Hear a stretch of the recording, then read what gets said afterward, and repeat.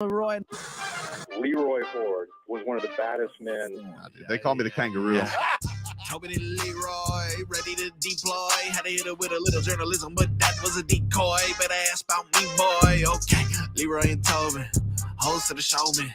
Still silly sauce for the show with. Till then, it's half moon open. Sometimes go taste like a snowman. No proof, I'm a lie about a molding. No proof. Like I always wanted him, I never hated him, I never traded him, and if I did, I never ever traded again.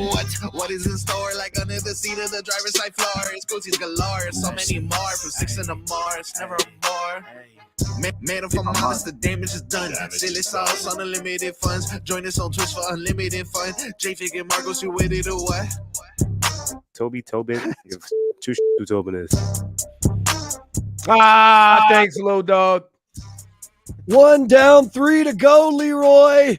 Yeah, Hate week has begun. it was glorious. it was pretty amazing.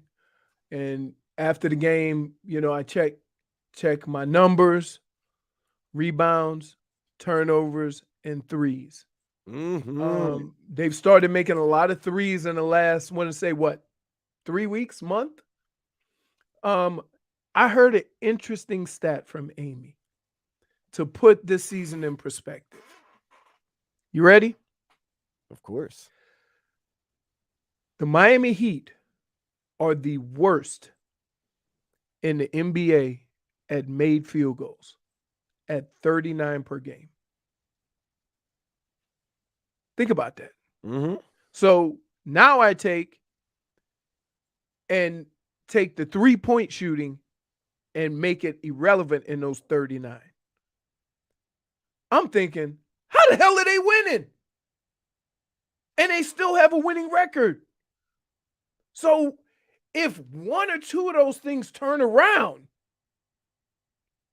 you're looking at a whole different team.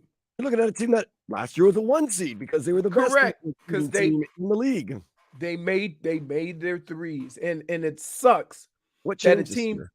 It sucks that a team that plays basketball the way they do. It sucks that the 3-point shot matters so much with how they play, right? But it does, because if you have a team, and it's any team, right? I don't care what the record is. Any team comes in and gets hot from 3. And the Heat have been at a disadvantage. So now that 3-point shooting has picked up, what it also does is it gives Bam a little more room around that dotted circle. It gives Tyler a little more room to drive. It gives Jimmy a little more room to do what he does. They put pressure on the defense, get a lot of fouls, a couple of guys fouled out. All around, it was, it's what you hope you will see from the Miami Heat from here on out. So we'll see. But that was, as far as, shooting the 3, putting pressure on the defense, getting to the rim, that was probably one of their better games. We talked about it. Maybe the Panthers, they've turned that corner. They've been building towards it all season. Maybe the Heat turning that corner. We've been building toward it all season. Yep. I mean, I hope. That's all you can do at this point. Are they going to be Heat this year, though? We're all excited, and we're going to be like, oh, we're going to overtake the Nets. We're going to get the Nets on Saturday, and then... Well, the thing is that all of these teams have some flaws. But what the Heat's flaw has been is like much worse than what the other teams' flaws are. Usually with young teams is turnovers. But they can score, right? They have lapses on defense, but they can shoot the 3, which makes up for a lot of that. The margin for error with the Heat when you can't make the 3, and I'm not talking about being elite. I'm talking about just being average. Mm-hmm. I'm talking about not getting beat by 5, 6, 7 threes when you play a team. That's 21 points that you're going to make up. That means that a team that has the worst average made buckets, if they lose the 3-point battle by, say, 5, That means now you got to find some kind of way to make 6 twos with the team already making the fewest amount of field goals or buckets a game. They put themselves in some tough spots, but you see games like last night, and it gives you hope. Okay, maybe this is it. Everybody's healthy. All the roles everybody looks like they have their role, and let's see if we can run with it. That's all you can hope right now, that we've kind of figured some things out and we kind of get things going. We're going to touch more on it in 15 minutes of heat. But right now, let's dive into the headlines that are brought to you by the new Palmetto Ford Truck Super Center. Why buy your truck at a car store? Palmetto Ford. We know trucks. The madness is back. 4 games on the NCAA men's tournament docket today. Kansas State and Michigan State tip off at 6:30. Arkansas and UConn do battle at 7:15. Everyone get ready. The Owls of Florida. Hoot. Taking on Tennessee at 9. Then you got UCLA, Gonzaga, a little West Coast action. They close out the night at 9:45. Of course, the Canes will play tomorrow when they face Houston at 7:15. Whoo! FAU've got a tough matchup with Tennessee, though, tonight at 9 o'clock. Tennessee spent the first part of the season as the top-ranked team, right? Yeah. I think they did, yeah. Really good. They're tough, but what happens is as you get farther along in this tournament, your guard play has to be better than these bigger universities' length, right? So what happens in these smaller universities is the reason why you're there is because you're a point guard, and instead of being 6'5", you're 6'2". You're 6 foot. And instead of, you look at Omer, right? 6'9", he plays center. You go against these bigger universities, they got 2 6'10", 7-footers. And so you have to be really good at what you do. And the thing is, the big equalizer in this tournament is point guard play. I can't explain it. It don't matter how tall, how big, but if you are fast and you can make things happen at the point guard position, your team will have a chance. No matter who's the big, because we had this conversation yesterday. Who was the last big to win the national championship? I'm talking about guys who are productive in the NBA. Joakim Noah. And he was he a center or he played 4 in the league? Oh, in the league? Yeah. Who does anybody play center anymore? Like that's nobody plays 5. Well, I think he's a center because Taj Gibson was a power forward. Right. But I'm thinking, let's see. I think Anthony Davis won his freshman year. His only in Kentucky. Yeah. Yep. Who did you just say, Marcos? I ain't let you get away with that. What do you mean? Okafor was a center that won a championship. That's the answer. That's literally. No, I'm talking about guys who can play in the league. He played in the league. He was good. I'm talking about when you see Anthony Davis dominate, or you see Joel Embiid dominate, and you think, why didn't they win in college? It's true. Against guys who aren't even pros. No, they don't. Well, they don't hand out national championships. Did Grandma Arms win? Karl Anthony Towns. He did not. He did not. He did not. I'm telling you, the list goes because you had mentioned this the other day, and I looked it up. It was you mentioned, but prior to that, the only other big man to win a national championship and have some sort of success, like I said, was Joakim Noah or Emeka Okafor or even Sean May. Like this is how far I have to stretch. And Sean May was very similar to Omer in that he was not undersized. Yeah, he wasn't a big dude, but he played center just like Omer did. He was tough, rebounder, stuff like that. So yeah, it's all about and man, Miami's got 3 guys who can flat out get it. Right? When you watch FAU, they got guys that can get it. And so when I say, hey, it's not far-fetched, even though you're playing a bigger school, it's not far-fetched for FAU to go in there with their point guard play if they have great days and win the game. We've seen it.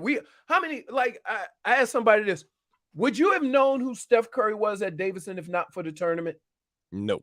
We have 2 or 3 point guards every year that ball out during the tournament, end up get drafted high. A lot of them don't make it, but periodically you got that stuff. What about Ja Morant? Did we know about Ja Morant before the tournament? Not even a little bit. Right. So, yeah, man. If you got some point guards and there's something else, look, both Miami and FAU go into the Sweet 16 with excellent point guard play. How far did Ja Morant make a run in the tournament? I thought they lost in the first round or something like that. No, they went. I think they made the Sweet 16. Murray State? Yeah, they were a big deal. There was that small school that because he went crazy, I think. I know he had a triple-double in the first round against Marquette. Yeah, right. How far did they make it? What that was it's gotta be 4 or 5 years ago. Yeah, 4 years ago, probably. It was in actually 2019. So this is fourth year, right? 4 years. Well, I think they made it to the Sweet 16. If I'm not I'm mistaken. still looking for it. They just keep telling me Ja Morant's stats, which, by the way, 17, 16, 11. 16? 16 Murray rebounds. State does actually have a pretty proud tradition impressive. in college basketball. We're not getting like he just made that school. He did. Yeah, but if you a 6'8" wing that can shoot the three, you're not choosing Murray State. They did not go to the Sweet 16, by the way. They made it out of the first round. Just before, out of the first round. Okay. Round All right. 32. Yeah. All right, round of 32. Let's talk about the Heat. They shot well and defeated the Knicks 127-120. The win was historic because it made Erik Spoelstra only the fourth coach in NBA history to win 700 games with a single franchise. You want to know the other three? Or do you want to guess the other three? Oh, I got one. Red Auerbach. Nice. Damn it. Jerry Jerry Sloan. Nice. Sloan. That's correct. You looking at the list? No, that's Wait. Oh, it's only Is one. it wait? Is it Phil Jackson? Come on. No. I got it. I mean, Time me in. Go. Pop. yes, of course. Oh, Gotta okay. be Pop. The winningest coach of all time. He's been with the San Antonio Spurs all For the time. now. Right.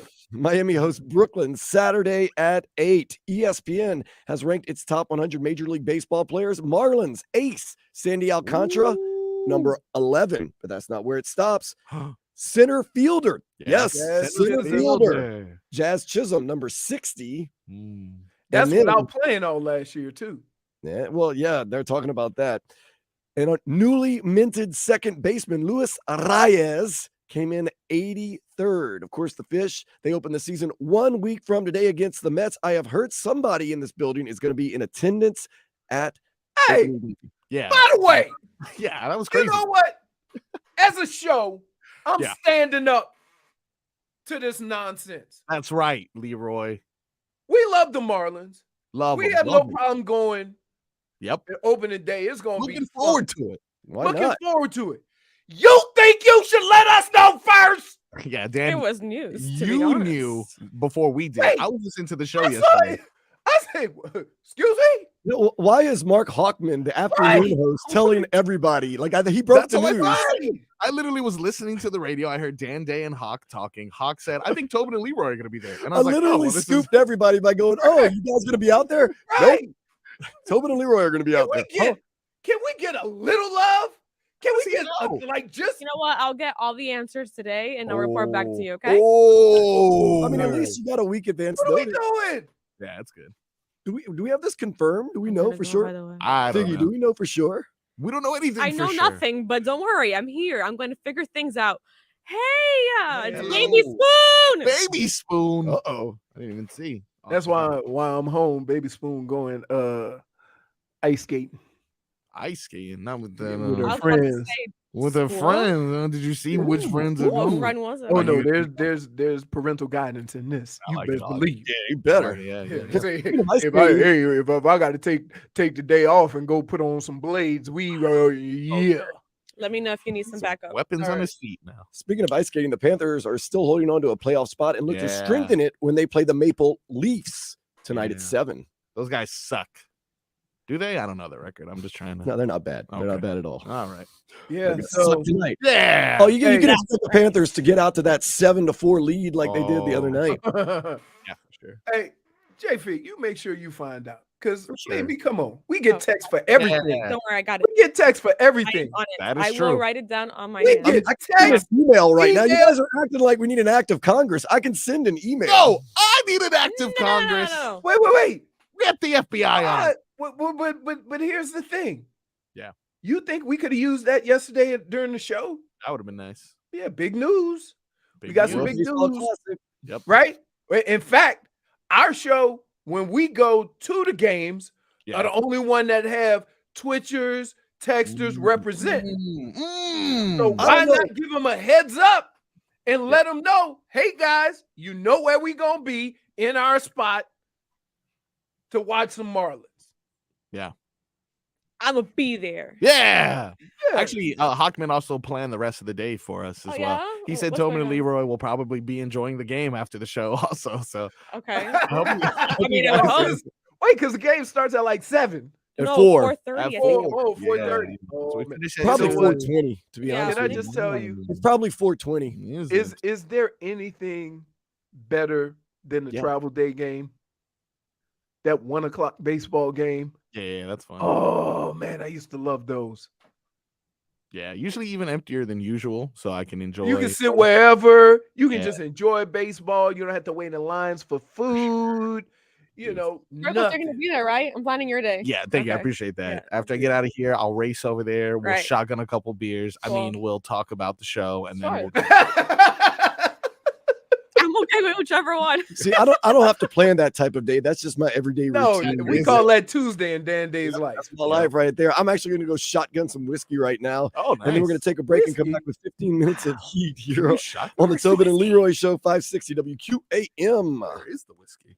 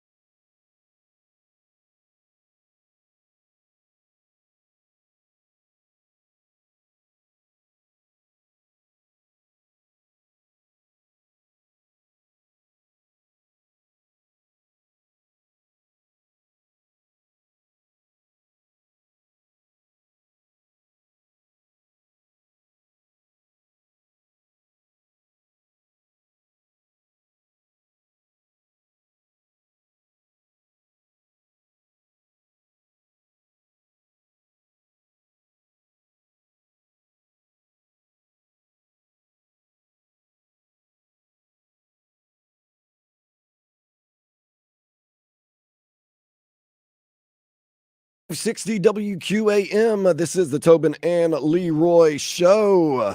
Miami Heat getting a big win last night. This is hate week. If they win all 4 games, they are right where they need to be. And we're going to get to that in just a few minutes on 15 minutes of Heat. But right now, I want to talk Dolphins.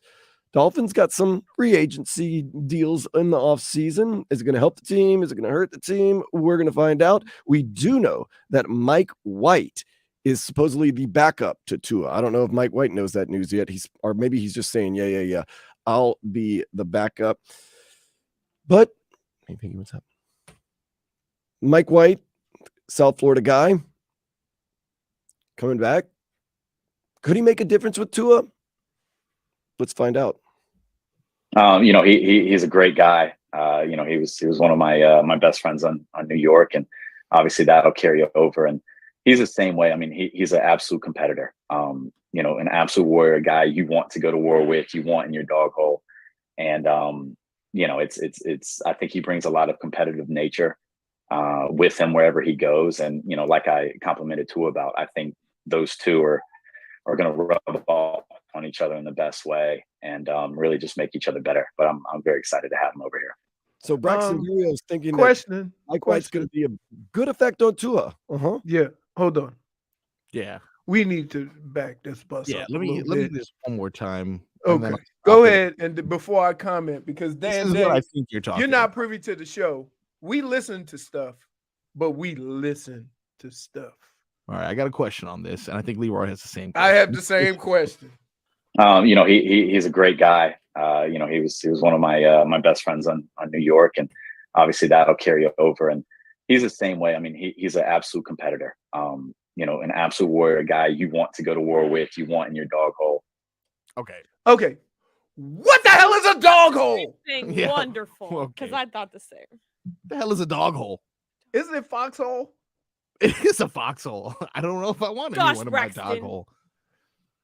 Poor Mike White is trying to get a good advertisement from Braxton Barrios, new receiver for the Dolphins. And instead, now we're wondering what the hell a dog hole is. Is that like my mouth when I'm eating hot dogs? Is that like a hole that my dog... But a dog hole is just a hole. A foxhole is just like a normal trench. Just a hole that a dog dug. A foxhole is like a trench. Yeah. So there could be a bone in a dog hole. So he's saying that Mike White is a bag of bones. Is that what he's saying? So here's why. Anytime there's two things. People always think that when you bring somebody in, you're bringing them in for competition. You're bringing them in for, but sometimes you bring guys in because they can help with the room, right? And Mike White has played. He's young, and he's 25, right? No, he's 25 with the Jets as a starter. And so he's probably one of those guys that, he's going to be a team player. And that's what Braxton Barrios sounds like. He's coming in, he's going to put in the work. He's going to do everything he can to be the best version of himself while pushing and helping however he can to help too. That's what I got out of that. It's not uncommon. Like I can tell you when Vinny was the quarterback, Vinny took over for Bernie. When Vinny became the quarterback, here were the guys that we had as backups. Mark Rippon, Mike Tomczak. So all guys in that room that, could play if they had to, but gave you the ability to make the room better, to make everybody more responsible and do the right things and have the right reads and have opinions about how things should be done. And that'll just help. Now, I will say this. For a backup, he is relatively young. Mm-hmm. That's good. And so now you have two guys in that room that have some experience playing the position, but not that OG experience. Right. So if there's any question about that, would be the one question that I have is that would you rather have a young guy who in some ways is learning also, Or would you like to have a guy who's on the back nine that can still play, but isn't quite starting anymore and could help progress to his career? Gonna be interesting to see right there because, yeah, two young guys. There's not a lot of experience between the two of them, and it doesn't look like the third string they're going to bring in anybody that's an OG. And Well, no, they're you gonna don't bring a do you this don't kind bring of a stuff. OG. You don't bring a OG For third? for third. No. So they'll probably, this is the spot where you draft somebody in the 4th, 5th, 6th round, right? And hope you get Tom Brady, but you take a chance. A guy who needs a lot of developing, but may have some skill, whether it's a strong arm, whether it's, athletic ability, something, and you bring him in and you try to develop him in that spot. But you don't bring an OG in. You don't bring an old head in for third string. That's almost, you're insulting his talent. Well, speaking of OGs, Braxton Barrios very excited to work with Wes Welker. Really, yeah, those guys. Obviously, I'm absolutely thrilled to be in the same room as Coach Welker now. I guess I think I've heard the right from Wes yet. But just being able to pick his brain and to see, hearing what he sees, and kind of the same thing as Tua, just learning how they see their offense being ran. Obviously, they've been in it now for a year, and so they'll help me get up to speed on it, and the details and the intricacies, and because that's what this league is. It's a very detail oriented league, and if you're not on those details, mistakes happen. So it's really cool to be there with Coach Welker, and one of the best to ever do it, and really just be able to pick his brain every single day. It's weird. I know Wes Welker, right? You guys saw me during the Braxton Barrios sounds just like him. Which is the first thing I took away from that. Yeah, man, look, think about this. You have a coach who has the same body type and plays very similar to a guy you brought in. So you're learning with the same skill set from one of the best to do it. That can't hurt.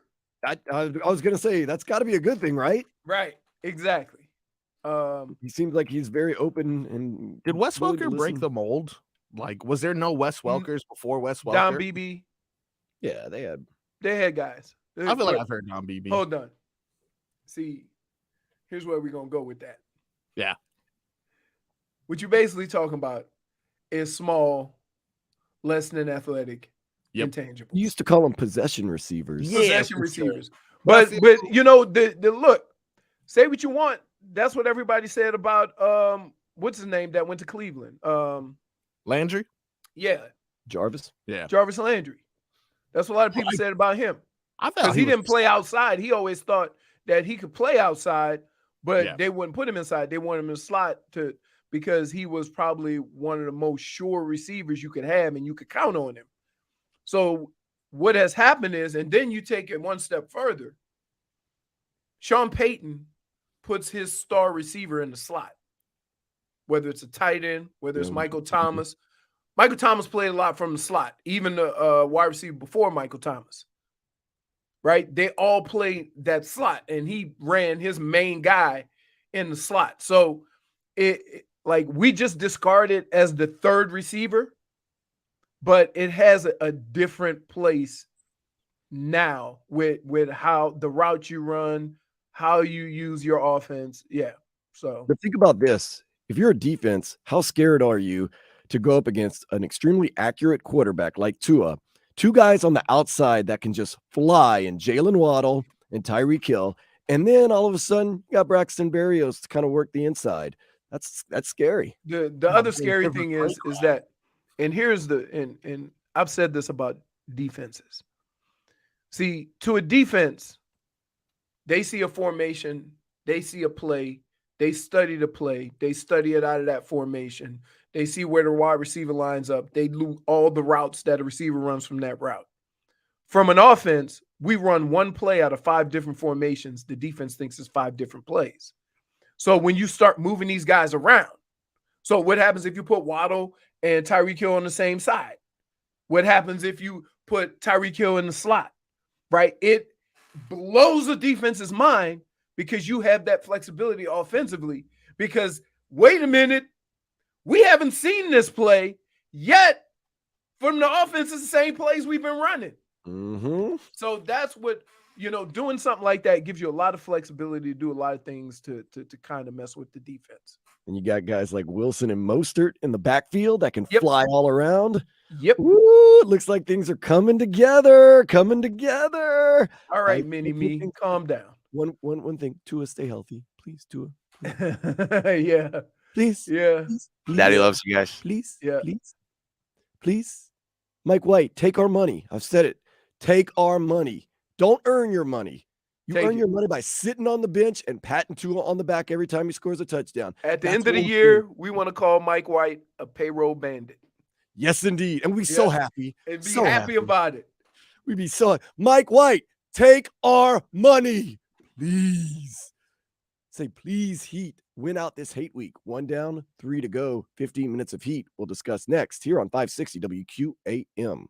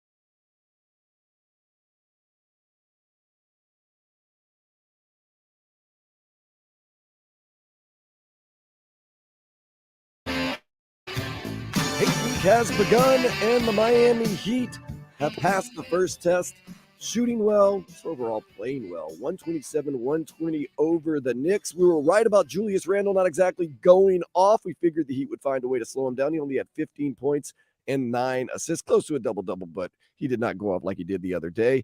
We thought Jalen Brunson would pick up some of the slack. He did, 25 points. Quentin Grimes had 22. I was wrong about Emmanuel Quickly. He only had 5 points last night in 19 minutes, so I'll take the L on that one right there. But RJ Barrett, once again, we expected the guys to kind of pick up the slack, 26 points, but Jimmy was the story. 35 points, and Tyler Hero, 22 points. Gabe Vincent, 19 points. Kyle Lowry, 14 points. Max Strus, 11 points. Bam Adebayo, 15 points. Team just played great last night. Yeah. Only thing I would say, like everything, if you look at, they shot 57% from three, right? 57% overall. They had more steals. They got out rebounded by 13. And then the offensive rebounds, a lot of those. And they won the turnover battle. So you win 2 of those 3 stats, especially this team, they're gonna always be in the mix. Like if you're gonna shoot the 3 poorly, you better win the rebounding battle. You better win the turnover battle. And they were able to win 2 of the 3 without winning the rebounding battle. So, that game, I mean, I didn't realize they made that many threes or they shot that well. They only took 28 threes, which is you know how many Duncan Robinson took last night? 0. You know how many minutes Duncan Robinson played last night? 0. Direct coordination, I think. Wow. Right. So, Leroy, one trend that I have noticed of the Heat, and this is a very positive trend, they have played well in the fourth quarter. They've been scoring some points in the fourth quarter. Last night, 35.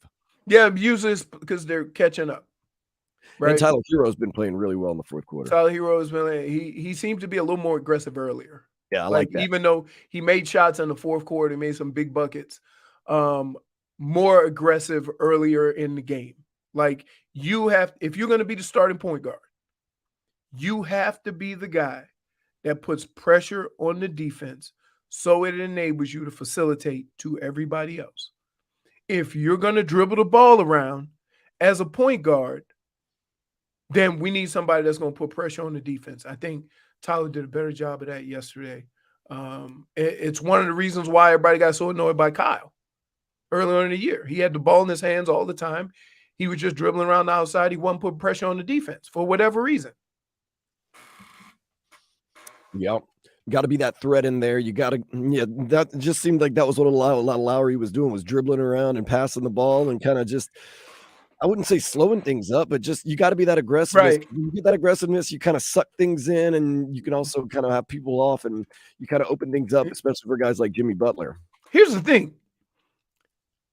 You can't be a team that throws the ball around the perimeter if you ain't making threes. Exactly. They're going to let you pass it around the perimeter.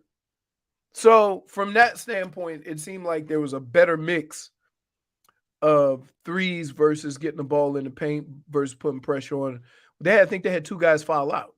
So you were definitely putting pressure on them in some way.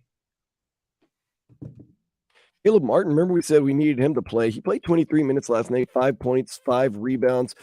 Is it just going to seem like that's it for Caleb? He's going to be coming off the bench, although he played the same amount of minutes as Kevin Love. So Kevin Love gives you 6 points, 4 assists, 4 rebounds. Do you think, okay, that's what I want to ask. Do you think the way that the lineup is set now is the way we're going to see the Heat the rest of the season, as far as starting lineup and guys coming off the bench and some of the minutes that are going to be played? To some extent, yeah. I'm wondering. Most extent. Are they just done with Vic now? Which is weird. God. Because we were talking about him as a defender in the fourth quarter. Now you got Caleb. Caleb has to be in there in the fourth quarter for his defense. Mm-hmm. His size. So it doesn't matter if he scores, but you got to have somebody to counteract the guys who aren't known as defenders. And that is when you have Tyler, like the one thing you say about Lowry is he'll get under your skin on the defense side of the ball. So he does do some other things other than scoring, but he wasn't putting any pressure on the defense on the other side. And now that he's coming off the bench, he does, which is crazy, right? Sometimes, and I used to do this, and it got brought to my attention earlier in my career when I started starting. And they were like, hey, man, stop saving yourself. You playing more minutes, you get more carries. Stop saving yourself. You just go. If you need a break, you let us know. When you But run you out of gotta- bullets, just let us know. You got to play the way that you play. You can't try to extend how you play till the fourth quarter. We'll do that with rest. And I think when you look at when a guy goes from the bench, when they say just go out and do you and be a Tasmanian devil and do what you do, to a guy going to the starting rotation, he kind of looks more reserved when they want him to play the same way. That's why you got there. And I think that's, Kyle did that early, and now he's coming off the bench. He's more aggressive. Maybe it's a health thing. Maybe he wasn't healthy. I don't know. What I do want to ask about Victor Oladipo, and we'll go around the room, is he now kind of just confined to the role, like hopefully in the playoffs he can come out there and get hot just one game and win us one game? Because sometimes they have players like Nate Robinson was that years ago for the Celtics. Like, we told you, you're going to win us one game. That's all we really need. He's basically going to ride the pine. Maybe one game he gets in when there's some foul trouble or an injury. He gets hot. He scores 14, 15 points. And you say, we use him for that one game. Do you think Victor Oladipo has maybe been relegated to somewhat of that role? I don't know why he's not playing. 0 minutes? 0. I don't know why that is. And it's weird because sometimes the last you see of a guy, you think good things and you think he's heading the right direction, and you don't play for 2 weeks. So I don't know what the process is there. The thing is that no matter what decisions that Spo makes, we trust Spo. And although I'm a big Victor Oladipo fan, I think a lot of people forget how good he really was. Mm-hmm. I still trust what Spo is doing, even if I don't like it or agree with it or whatever. That man knows what he's doing. So I would hope that at some point they need, Vic to go in and do what he does. But we'll have to see, because I never thought that it would go when Kyle Lowry gets back, he comes off the bench and that pushes Vic even farther down. I didn't think that was going to happen, but that's what happened. That's what I was going to ask. Of course, I want to get Marcos and Jay Fig's take on this. And maybe Fig, right now, you can tell me, do you think that Victor Oladipo is that guy now? It's in case of emergency, break glass. He's kind of an insurance policy, and the rest of the time, he's just going to be a pretty thing sitting on the bench? Yes. You really? I mean, he didn't play last night. It was a big game. It was maybe the biggest game of the year, and he didn't play a minute. It's like, what are you saying? But then again, I can't figure out Spo's rotation. Like, Duncan Robinson gets in, starts balling out. You never see him again. All of a sudden, now Kyle Lowry's coming off the bench, and Victor Oladipo, you might never see him again. What's going on? I don't know, man. Yeah, I think I've seen this coaching style before, though. Like you mentioned it, Leroy, you said that you see Belichick do this with running backs. Yes, all the time. They went from, remember the guy had 200 yards, he was late, they cut him. Yep. Yeah, but I've seen this coaching style for me. When I used to play outside, you used to go bubble gum in a dish. How many pieces? I knew this was going to end up somehow wish? like this. And then that's who you decide who's playing tonight. So I do feel like Oladipo will have the bubble gum in a dish. And if they do eeny, meeny, miny, or Johnny ate a booger and it tastes like sugar, then he possibly won't be selected. But yeah, this is just simple childhood math. You guys are overthinking this. Victor Oladipo will return to play. And that's the thing. If he comes in and he saves the day and he plays great and gives you 15 or 20 points and you get a big win, you may never see him again anyway, because that's just the way they coach. Just the way it goes. I can't figure it out. I can't. Listen. He don't have 700 wins from doing the wrong thing. I know. And so that's why, again, I preface it by saying, even though I may not like the decision or I don't agree with the decision, or understand it, I can't question it, because that dude has 700 wins with the Miami Heat, and I have 0. I was gonna say last I checked, I have 0 also. Right. So I'm always, I'll voice my opinion while understanding that I have to trust what he's doing because he's proven I am not.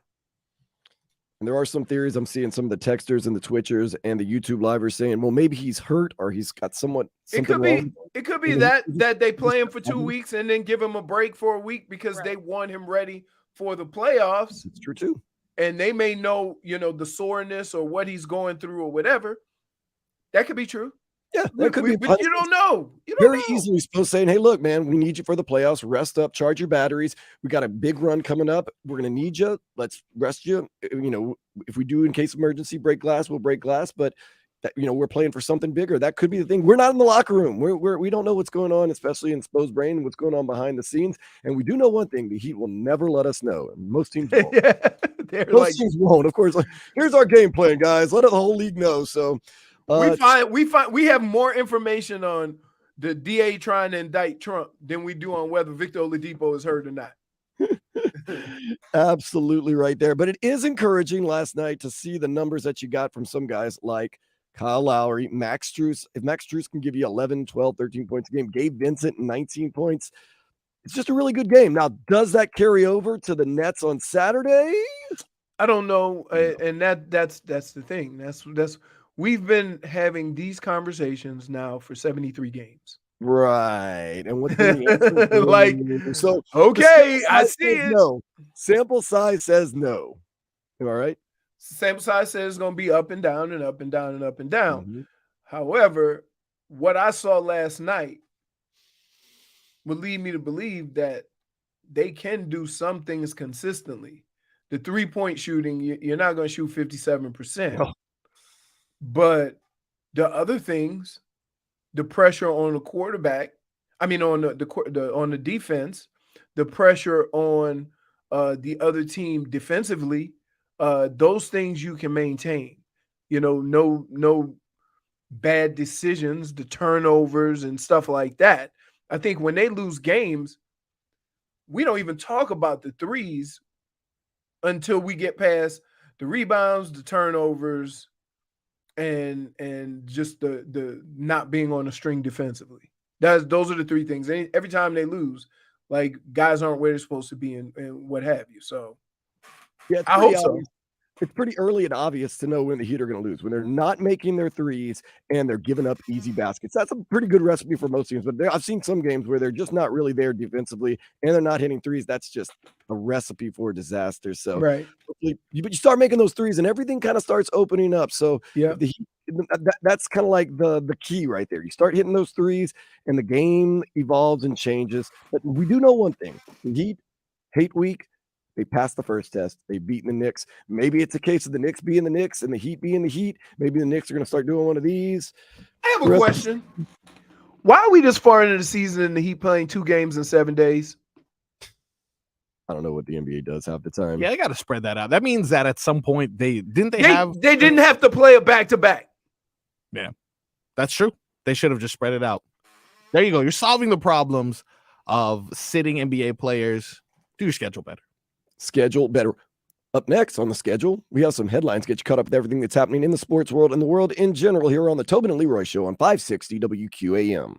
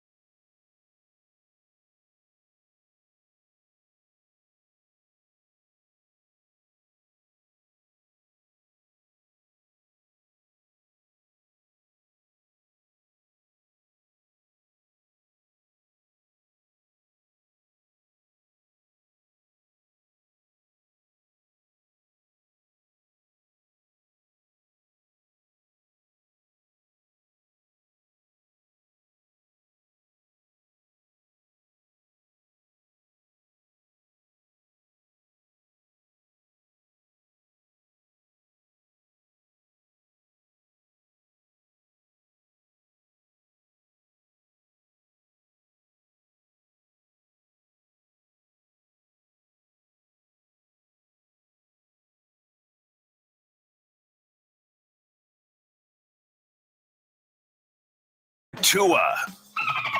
It's our Tua. It's our Tua.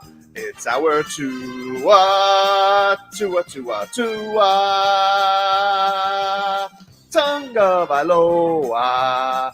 Not Tua Tagovailoa. A for effort. Dolphins quarterback. Tua. It's our Tua. It's our Tua. Tua. Tua, Tua, Tua. Tua, Tua, Tua. Chris Sims can go to hell. Tua Tagovailoa. Dolphins quarterback. Daddy loves you guys. Our Tua with Tobin and Leroy. Check the history of Looks like we've got a rotation for quarterbacks. Number one, Tua Tagovailoa. To the program. I'm sorry, Daddy. There you go. There you go. There's also a dog in the studio. There is in the studio. Oh, yep. Yeah, there it goes. Rotation. Yes. Number one, Tua Tagovailoa. Yes. The Dolphins have said it multiple times. Number two, Mike White.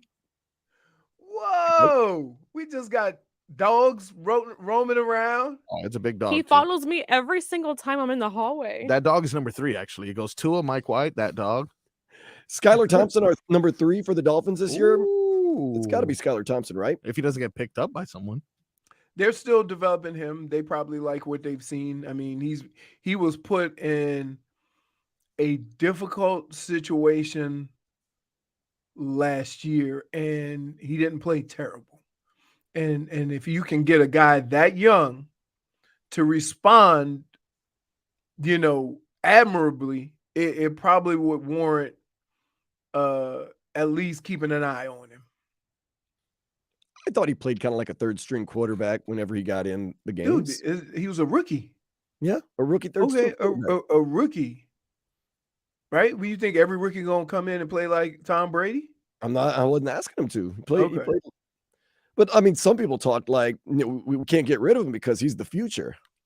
I feel you have to put things in their proper perspective. To ask a guy who had no intentions on playing this year to not only come in and play, but you're gonna have to play in some important spots, and the team is depending on you not to screw it up. I think that in itself shows the mentality and his ability, as far as mentally, to be able to go out and do it. So I think it would warrant, and this is how coaches are, man. Hey, if he did that, if we could actually develop him and get his football acumen up, how good is he going to be with that same, mental attitude? And so, yeah, as a third string quarterback, he's worth keeping and developing. The better question now is, somewhere late in the draft, the Dolphins have a pick and they like a guy at quarterback in that draft. Do they draft, or do they just draft for a different position? I think you always draft the best. You can draft the best available. You can always figure it out later. Yeah, and the other thing is that if you have 3 quarterbacks in the room, bringing another one in only takes away from one of those guys' development. So maybe you stay pat. The problem is that if you ever take and put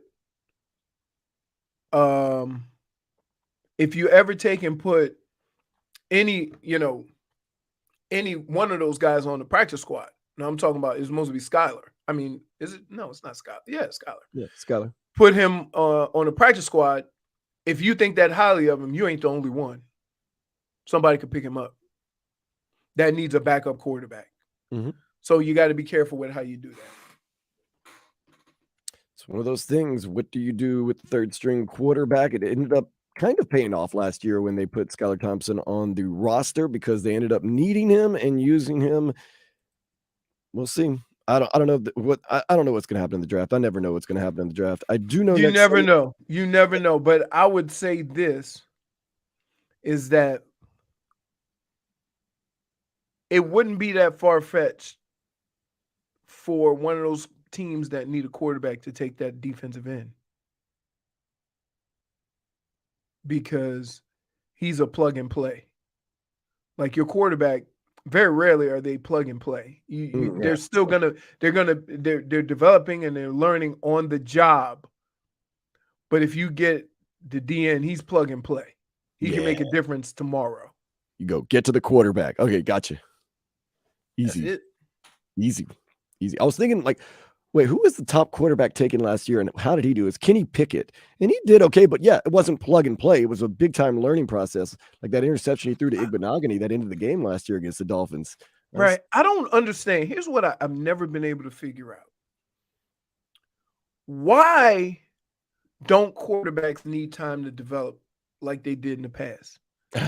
A few years ago, you would never even consider it. And here's why. Here's why it wouldn't be considered, and it shouldn't be considered now.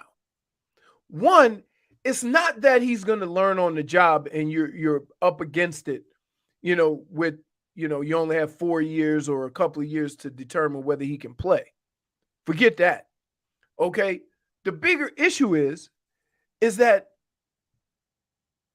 people aren't patient enough to allow him to develop. Nope. So when a guy is learning on the job, there's no patience. And then he ends up losing that job. Look at Troy Aikman's first year. They were 1-15. Mm-hmm. Look at Peyton Manning's first year. Oh. Horrible. Right?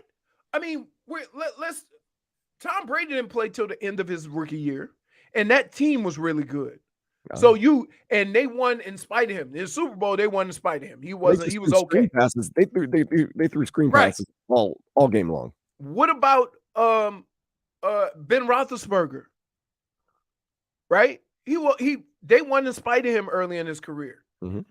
You look at Aaron Rodgers. He sat for 3 or 4 years. Yeah. Jordan Love. Wait, I don't know. Right, but I'm just saying. Yeah. Why all of a sudden, because they say these guys are better prepared for the next level? No. I'm telling you firsthand experience. I don't care how ready you are, how prepared you are, how in shape you are, how knowledgeable you are. There's a big difference in playing with the oldest guy being 24, 25 than playing with somebody who's 30 and about to go to the Hall of Fame. The other big difference I learned from talking to pro players that, come to the league as rookies, they say you go from a league or you go from college where your job is not just to play one sport, it's to go to school, it's to manage all this other stuff. You come to a sport where everybody eats, sleeps, lives, breathes that sport all year long. Right. There is no break. And they're like, man, that makes a huge difference. They plot for you all year long. They figure things out all year long. That's all they do. They don't have distractions like school and jobs and other things they got to do. Like, this is big time. So that's an adjustment in itself right there for somebody coming from college to the pros. In college, they could game plan for you. But I had 5 offensive linemen that weighed 300 plus pounds. And you don't have defenders for all that, right? You may have 1, maybe 2, but you don't. I know at Michigan I had 4 offensive linemen that were over 315, dominant. And you get to the NFL, and now it becomes more tactical. Very, very rarely do you come across a guy who's just physically dominant at his position. Those are top 5 picks to where they're plug and play because they're athletically or physically dominant at any level. There's guys just as fast as you. Yeah. There's guys, imagine, when I was in college, I played, the biggest linebacker I played was 235, 240. That was Junior Seau, right? I get into the league, Pepper Johnson, 260. Mm-hmm. Right? I played in Cleveland against I can't think of his name right offhand. He was a middle linebacker and his listed weight was 299. And I remember running a seam route and kept asking myself as I was trying to run away from him, why is this defensive tackle keeping up with me? So it's just a different, a freak of nature in the NFL. A freak of nature in the NFL is a guy that weighs 30 pounds more than his playing position and still runs a 4.5. Yep, that's true. All the freaks of college, they go on to be NFL players. So just remember, you're getting the cream of the crop. And then you're not necessarily a freak in the NFL. No. You're just Right. in the NFL a lot of the times. Right. Let's get to some headlines real quick. Leroy, I want you to get up and give us one of those great weather reports that are brought to you by Demesman and Dover Law Firm, youraccidentattorneys.com. Free consultations 24/7 at 866-954-MORE. Give it to me, Leroy. All right. We have partly cloudy skies, but I see more sun than clouds. Okay. It is quite breezy. I would say still around 15 miles an hour. And the wind seems to be coming out of the east. Temperature, I would say, is right around 78, 79 degrees. Have you ever seen that Emilio Estevez, Martin Sheen movie, Men at Work, where they're garbage men and they go, and the weather is perfect for drinking? It's Thursday. No, and that sounds like a really stupid movie if that's one of the punchlines. I'm going to just throw that out there. I was going to say, Leroy, you and I have hung out at Duffy's on a Thursday night. You've seen me in action. Ooh. Yes. Wow. Yes. Big Spoon goes, how are you surviving right now? You go, Right. He's got it. That's what I said. I said, don't worry. I said, listen, don't worry about Dan. He is a professional. He's going to be fine. You just enjoy the Dan. Just enjoy it. It's funny you say that, but I worry about Dan all the time. You can't. I know how he will survive. You know what's funny about that is that in New Orleans, he wouldn't even get the time of day because everybody like that. Yeah, that's how everybody is. You have to understand, it's a place where people drive around with a drink in their hand. Yeah, it's a place And that I get that. if you have a day off and I see you at like 9 a.m. walking down the street, walking your dog, and you don't have a beer in your hand, I'm like, what's going on? Right. What's wrong with you? Exactly. You know, It's a crazy place. But here's what's crazy about it. It's so crazy in New Orleans. When I got to college, I was one of the few people that wasn't enamored with drinking. Right? Because a lot of college kids get to college, they go to these parties and they think, oh man, I'm free. I'm like, this ain't no party. Yeah, it was funny that Wisconsin, like the first keggers I went to, kids didn't know how to drink beer, and they were like, "Well, what are you doing?" I'm like, "Well, you don't just down 4 beers in a row. Like they're gonna get to you. You got to, just drink them like beer. Know how to drink." So I kind of knew how to drink. So New Orleans kind of prepared me for that. But yeah, it's different in the college scene because a lot of these kids don't know and they have to learn. Yeah. Like you said, learn on the job. When you and I came out of high school pro ready, as they would say. Pretty much. I could have definitely, when it came to that, I could have been a one and done. I could have been a one and done. These headlines are brought to you by the new Palmetto Ford Truck Super Center. Why buy your truck at a car store? Palmetto Ford. We know trucks. Uh-oh. I can't wait for some Something's hanging from an undercarriage. All right. Wait. We'll talk about the car. We'll talk about the car, Dan. Talk My about truck. Dan's eyes. All right. I was getting excited. No, Leroy, you're pulling for Kansas State tonight because they are playing Michigan State at 6:30. Yeah. Am I correct? Yep. Even though I have an autographed picture from Izzo. Oh, Yeah. You respect the man. I played a round of golf with Larry Izzo and Tommy Tuberville. What about No, Thomas? wait, not Tommy. Was it Tommy? Who's the basketball coach that coached for? He coached for Kentucky. Is it Tuberville? Or is that the football coach? Tuberville coached at every college in football. And No. I'm talking. I can't think of his name right offhand. But Who we used to coach for played. Kentucky? Huh? Who Yeah. coached for Kentucky? Yeah. I'm thinking Tubbs. Tubbs. Yeah. He's a great coach. He won a national championship. His son was on the team. Mm-hmm. Yeah. So I like it. It's a different, like my interaction with a lot of people in sports is a lot different than yours. I would say I don't ever mind the criticism except for one person, and that is Dick Vitale. Because I'm gonna tell you like this: I that know where you're going with this. that dude can have a conversation with anyone, and his gala. First of all, there's 1,000 people in the room, right? So it's a big deal, and every time he walked through the crowd, he would stop and talk to almost every table, have a conversation. And my wife said to me, "You know him?" I said, kinda. Like, we've had words before, not like the story of my life. And she goes, "It's like you guys been knowing each other for years." And he's like that with everybody. His energy is like that.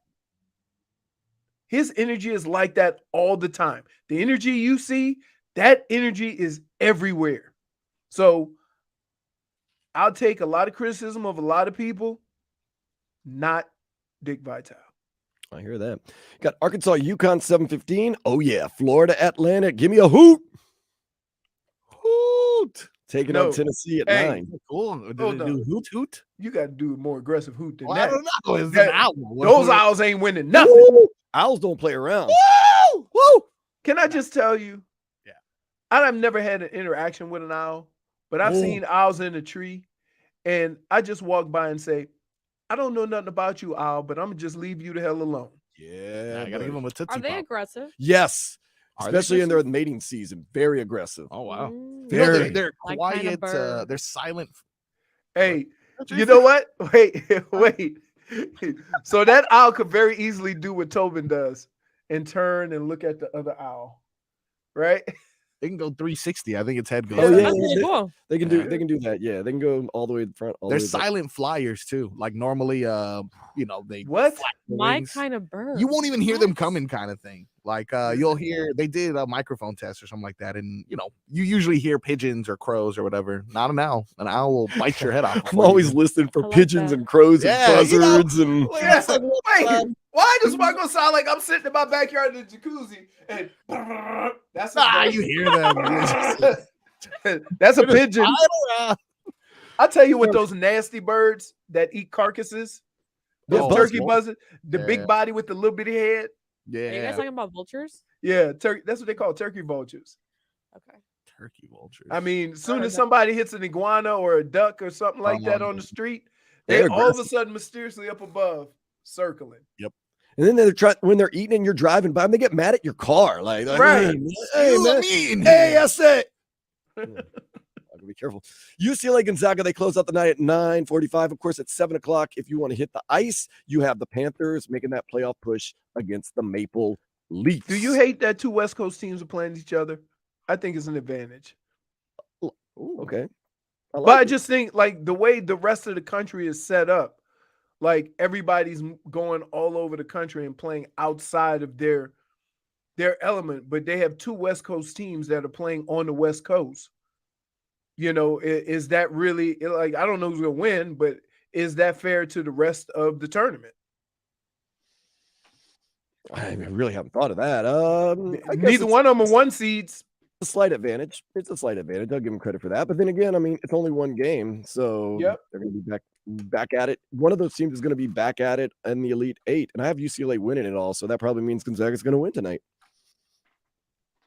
You Just- think yeah? All right. I have UCLA winning. I just like Jamie Hawkes Jr. He looks like he's got a lot going on for him, and he's got the family. His sister plays for UCLA. His dad played at UCLA. He's a great player. Just fun to watch. All right. I understand. Up next, we're going to get into some fun stuff. We're going to get into hashtag what's trending, where we'll run around and see what's going on in the Twitter and the social media world, and we'll kind of decide whether it's worthy or not worthy here on 560 WQAM.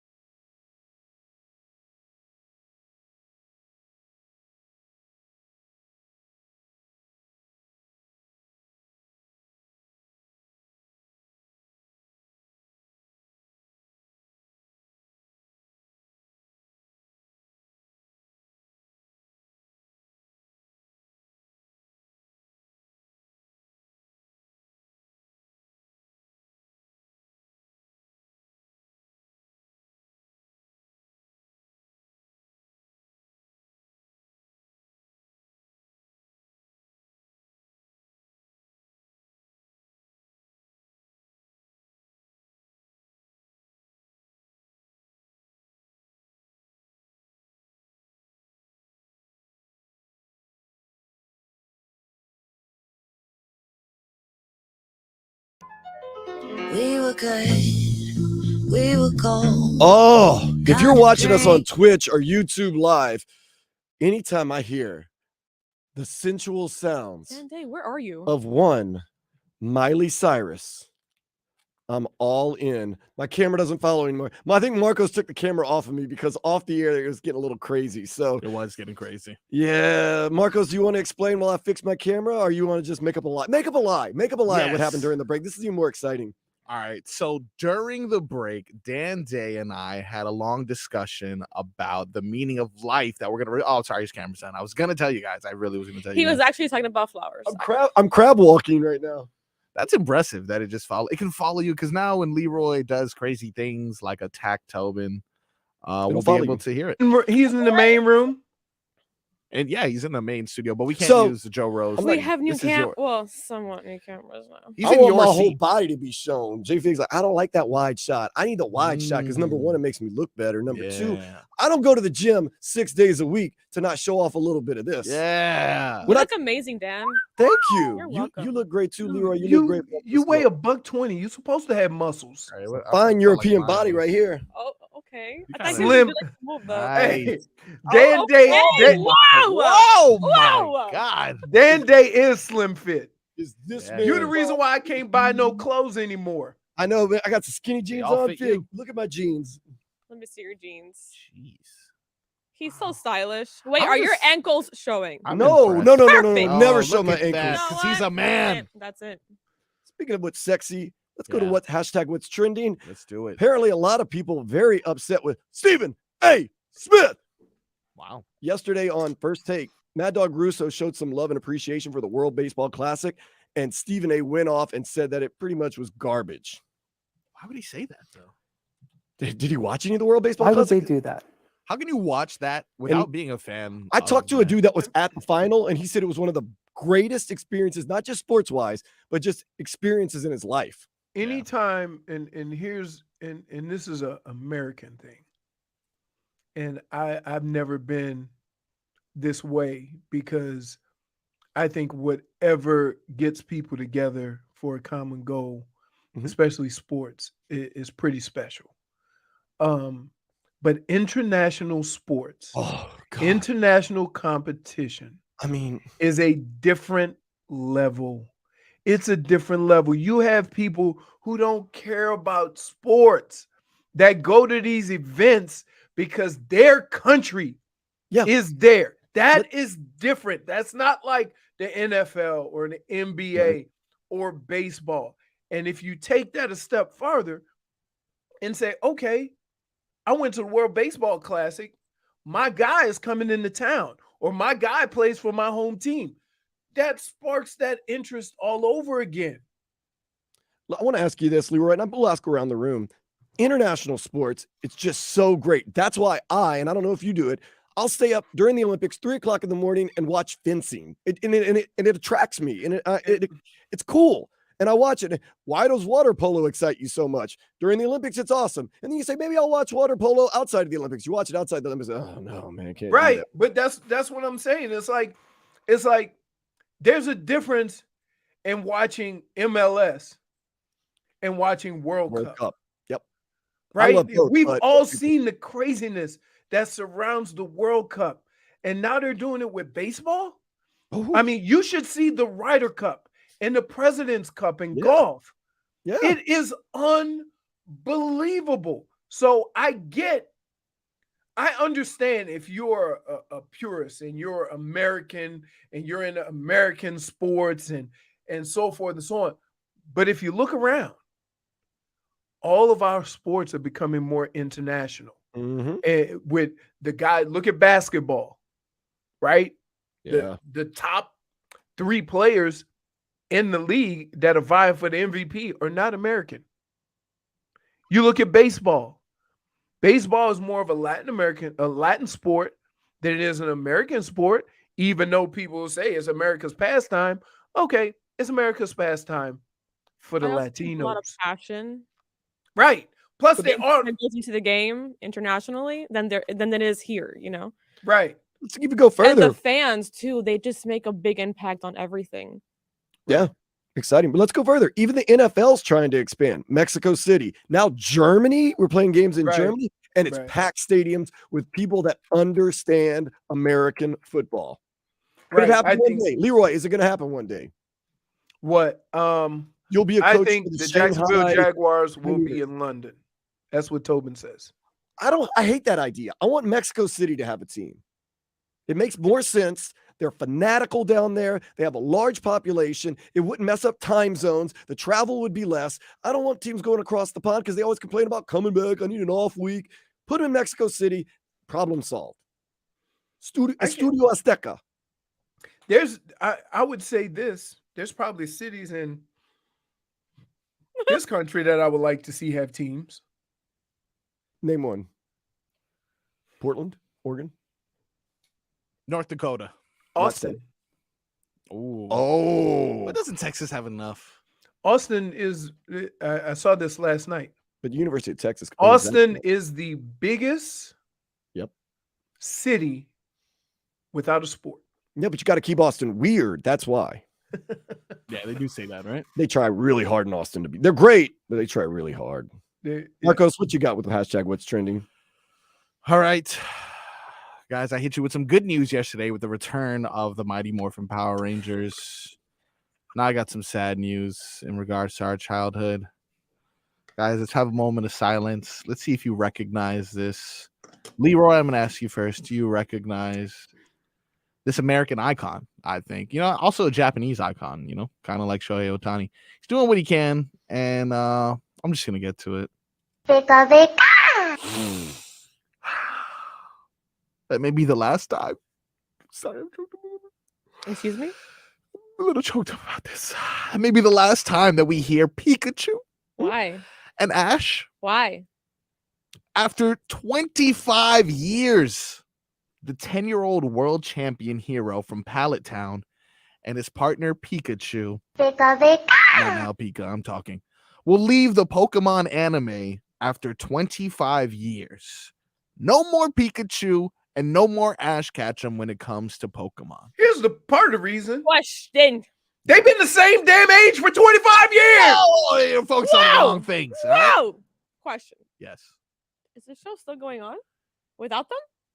Well, yes, it is. It has been going on for the past 25 years. I mean, obviously, I lost track of whatever the hell they're on right now. But yeah, the show will continue without the main characters. Well, you know what? End the show because they made the show, okay? Pika, not now. We're talking. That hurt my soul. This is an end of an era. This is just like when LeBron retires. This is like Just when like when Jordan- McDonald's got rid of the Or McRib. They're getting rid of Ronald McDonald too. Are they? That's what I read somewhere. I The don't know. Wow. world is ending. Wow. Fig, save us right now. Do you have anything that's trending right now that you want to share with us? I'm hurt. Yeah. But I will say, if you guys have noticed, Mm-hmm. Miami Music Week Woo! is trending. Now Now we know Dan Day's plans. Yeah. So I like Miami music. Music Week Honestly, is all that EDM and Yeah. yeah. I'm gonna see Because the if you have a music week in New Orleans, that means Whoa. there's gonna be 2,000 people with instruments walking around town. Oh, I thought you were talking And about that's wonderful. But Essence guess what? There Festival. is no instruments here. Nope. Nope. It is boards and buttons I hate and lights. Pyro. prefabricated music. Right? I'm not- All they do is come and press a button. I agree. It actually upsets me because I think I worked 5 years at Ultra.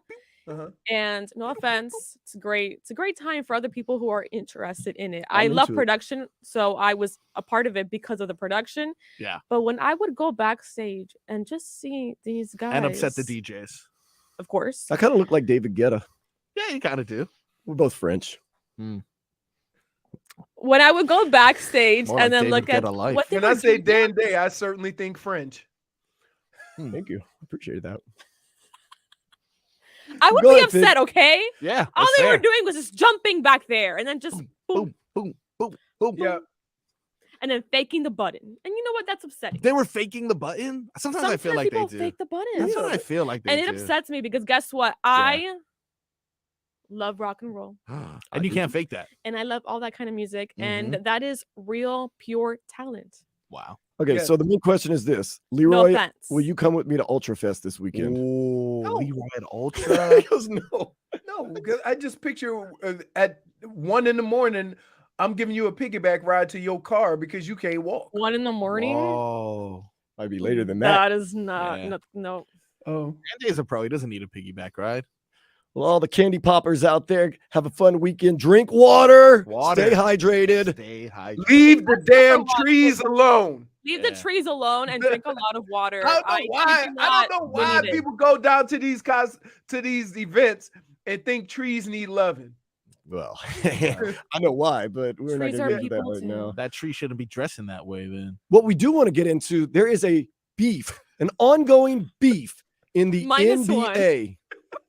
There's an ongoing beef that -1. and there's going to be a +1 and -1, and you're all going to vote in the room. Yes. We got this beef, and I got some +1 and -1 on both sides. We're going to get to that next here on the Tobin and Leroy Show, 560 WQAM.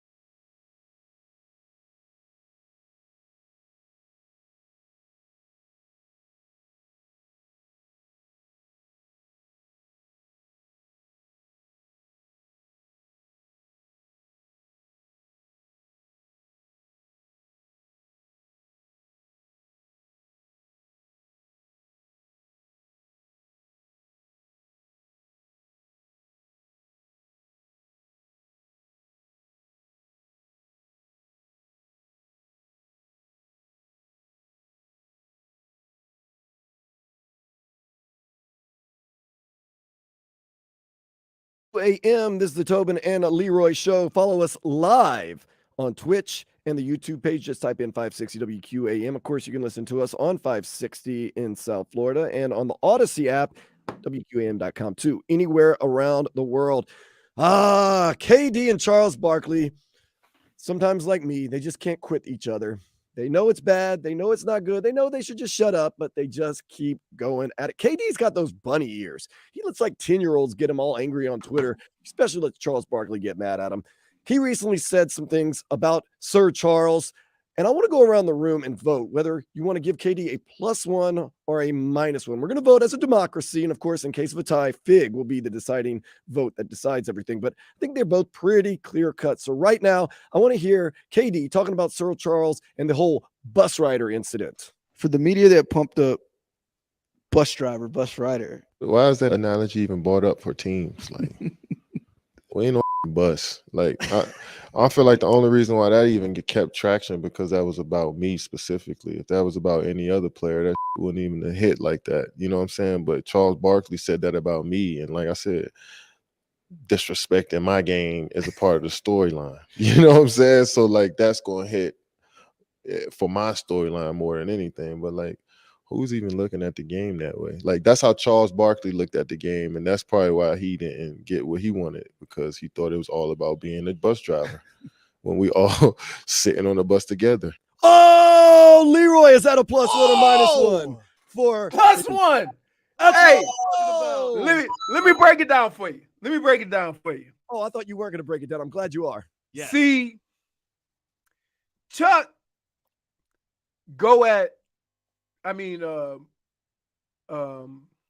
Shaq go at Chuck, and it's like the argument enders. That's why you ain't got no rings, right? But KD said it in a sneaky way. You got him. We knew what he was talking about. Basically, KD said, if you was more worried about being on the team and less about being a bus driver, you might already have had his ring. Now, here's the kicker. If Chuck is worried about who's the bus driver and he was trying to be the bus driver, maybe he shouldn't have been the bus driver. That's why he didn't get no championships. Ooh. So the worst thing you can do in sports or in life is make the assumption that you that guy. And you ain't that guy. Right? Because guess what? They say Jordan is an alpha. Jordan is that dude, right? Mm-hmm. But Jordan didn't win until he got all those other pieces. Mm-hmm. Right? So from that standpoint, you need a stud, but you need a team. And we all tend to forget Jordan didn't win a championship till what, his sixth or seventh year. Yep.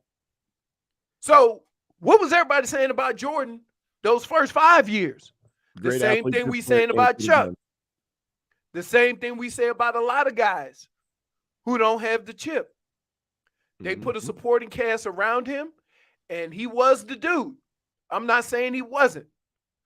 But to KD's point, he wasn't driving the bus. He was just that dude on the bus that got the ultimate respect. But he couldn't win without the other people. Mm-hmm. So, yeah, I get what KD is saying, and I never thought of it that way, right? I never thought of it in a way that, you know, you have to not only be the guy, but you have to be the guy with help. Guess what? LeBron tried that in Cleveland early on in his career. And he went to Miami because he went to all those finals and didn't realize that one of his star players was named Boo Boo or Bobo or Boo or whatever his name was, right? And he couldn't win with that. And so, yeah, it's funny. I would say this. It's funny coming from Chuck when he was trying to be the driver of the bus and never won. And KD has, he's had 2 or 3. He's definitely have 2. He definitely has 2. And And he never considered himself as the driver of the bus, although he's that. Mhm. So, yeah, And I give it to KD. I do want to ask you, where did Charles Barkley end his career? Was it Phoenix? Riding a bus in Houston. Yeah. Oh, yeah. Olajuwon. And they didn't win. Drexler. They didn't win, though. No, they did not win, but he won that dude. He wasn't driving that bus. He won that championship. Houston had just won 2. Clyde got his ring. Now it's Charles's turn. Right. Oops. Bus driver. You got to be like, you always had to be careful. One of the things I always try to do is I will criticize and I will talk about players and I will point out things about players. But you always have to keep in mind, I have firsthand experience of how difficult what they're trying to do is.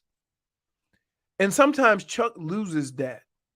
Chuck loses sight of, he thinks that a championship needs to be won a certain way that maybe he's not even clear on, because everybody will say, well, Jordan was the dude and he won the championship. Jordan didn't win a championship right away. Why are we acting like Jordan came right out of college and started winning championships? But guess what? When LeBron was going to those finals in his 2nd and 3rd year, everybody was on LeBron like, oh, he can't win the big one. He'll never be Michael Jordan. He went to, 10 straight finals. And he didn't win. And it wasn't necessarily because of him. But we need to start, kind of re-looking at these circumstances in sports and stop making it about a dude. We tried to make it about Peyton Manning. Then Peyton Manning won his 2nd Super Bowl and he had a damn thing to do with it. And we still say Peyton Manning won his 2nd Super Bowl. Stop it. Big, do you second everything that Leroy said? Uh-oh. Or she does, or she's barking. Oh my God. The arbiter there. Whoa. All right. A whole new persona. We got some more KD on Charles Barkley. Let me know if this is a +1 or a -1 for KD.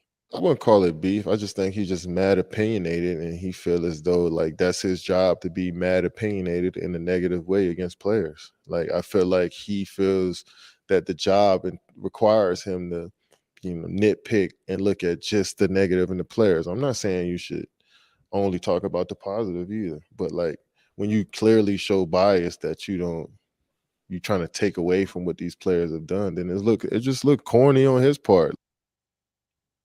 Leroy, what do you think about that? Is that a +1 or -1?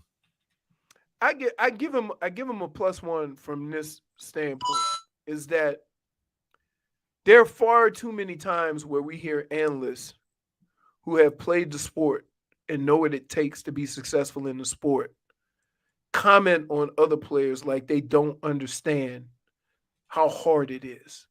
Don't understand how hard it is to win a championship. Don't understand. We can talk about Jordan, but as somebody pointed out, the Detroit Pistons played bully ball with Jordan for the first few years of his career. And we tend to forget that, right? It's a process. It takes a while. It takes long. Like now we having these discussions about Joel Embiid. But what do you expect when you got that man teamed up with Ben Simmons? Right? Yeah. Like we have taken sports, the ultimate team sports, and made it about individuals. Yeah, we do it in baseball. We talk about a pitcher that he never won a playoff series. Dude has a 1.2 ERA during his whole and nobody scores when he plays. Like we don't include that tidbit of information to further explain why this is the case. It doesn't mean that this guy is bad in big games. So I give him another +1. Okay. Although I don't have a problem with what Chuck is saying. I just wish that it came from a place of experience. Marcos, you get a +1 or -1 on that last corny comment? I'm gonna give him a -1. -1. Because he's a baby.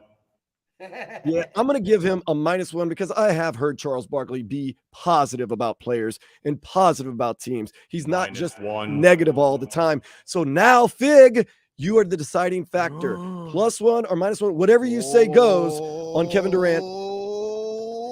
-1. -1. Okay, and guess what? Yes, took the glasses off. Dismissed. Dismiss. The judges spoke. Coming back with headlines on the Tobin and Leroy Show, 560 WQAM.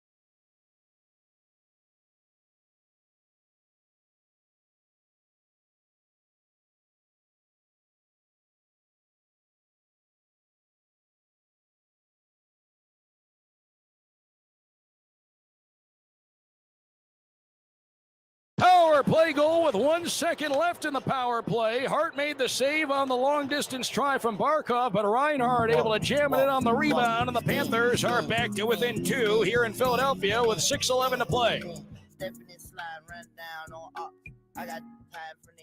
Break out the goods. It is time. I've already drank one. I drank a Celsius earlier today.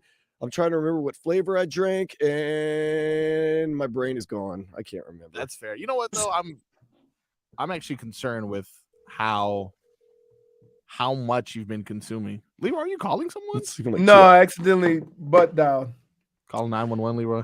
No, I was calling, dude. How about this?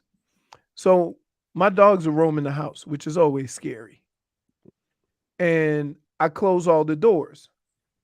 So I close the door, and I hear one of the dogs yelping, right? Yes. Evidently, 2 dogs were on the bed, and the one dog doesn't jump on the bed, and she was trying to climb up because some kind of way they piled up pillows, and she was mad because she couldn't get up on the pillows. So they were bullying that dog, is what you're saying? No, they were trying to help her. Oh, you let the dogs on the bed? Leroy. I don't know if you and I could date. What's going on? One of many reasons. I didn't say one of many reasons. I said maybe that might be the reason. That's the only reason, huh? No, there's a couple of other obstacles. Well, I mean, I think Leroy would have more reasons not to date me than I would have to date Leroy. I mean, come on. NFL football player, good looking, still built, still in shape, a Renaissance man, a foodie. Wow, are you not even gonna address the part that he's an amazing person? Let's touch on 2 things we really love: the Panthers and Celsius. Yeah. Cat talk time. Hockey fans, don't sit this one out. When it comes to game time, make Celsius a part of your play and get the energy up. Game day is fueled by Celsius Essential Energy Drinks, the official energy drink of the Florida Panthers. Marcos, how we feeling about that orange? I love Celsius, but there's a lot of oranges laying around here and a lot of everything. They seem like they're like here's the deal. Here's what a great company does. It gives you options. Mm-hmm. You don't have to like everything, but you like Celsius. Mm-hmm. Just like I don't like that grape. Oh, come on now. You love the grape. I do love that's the whole point. Options. You have options. Yeah. There's all kinds of flavors. There's carbonated flavors. There's non-carbonated flavors. Which we found out this past weekend. Yep. There's like the packets. The packets. I get the little packets. The packets are different flavors too. That I get the old what is it called? Cranberry lemonade in the packets.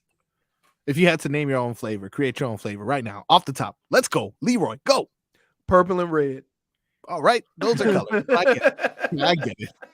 J Figs, what's your flavor? Go. You know what? I can't even make it up. I just really love the strawberry lemonade one. Yeah, it exists, but it is good. I am not. Hey, I'm gonna tell you like this though. Yeah. The best flavor.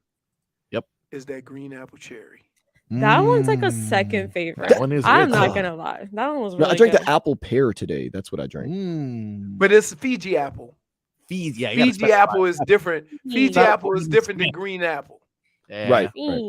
Fiji apple is that soft, gentle flavor of apple. Yeah. Green apple hit you. Bam! Green apple. Like green, growing up, we used to call them wine candies. Wine candies. I know what you're talking about. The hell is Jolly a wine? Ranchers. Jolly Ranchers, I man. love me some wine candy. The apple Jolly Rancher. Oh, yeah. Sour apple. Green apple. That's the one. Put it in some Zima, you got something right there. What? You don't remember that? They don't even make Zima anymore. Back in the day, you put a Jolly Rancher apple in a Zima, you shook it up, and you had something special. Something special. Oh, because Zima is what? Like carbonated water? It's kind of like a carbonated alcoholic beverage that didn't have a lot of flavor. Of course. Yeah. Okay, we're getting away from the Panthers too much. They are hosting the Maple Leafs tonight. The Maple Leafs are actually in second place of the Atlantic Division. A good team. They've got 93 points this year, and if it weren't for the Boston Bruins winning every single game, it seems like every single night, they would probably be in first place. So the Panthers got a good chance to win against a good team and help themselves in the playoff hunt. They're trending up. I do like that. They're trending up, and it's been for longer than one game. Mhm. Right? They haven't won every game, but they're trending up. And that's what I'm kind of waiting to see from the Heat. It always seemed like this has been the first time all year where, besides the last game, mostly everybody's healthy for the Panthers. They got everybody back. And yeah, so let's see. Everybody's on their final run. I like that Anthony Duclair. I'll tell you that much. I'm glad he's back with the team. I wonder how much more difficult is it, or is it less difficult to come back from a torn Achilles in football than it is in hockey?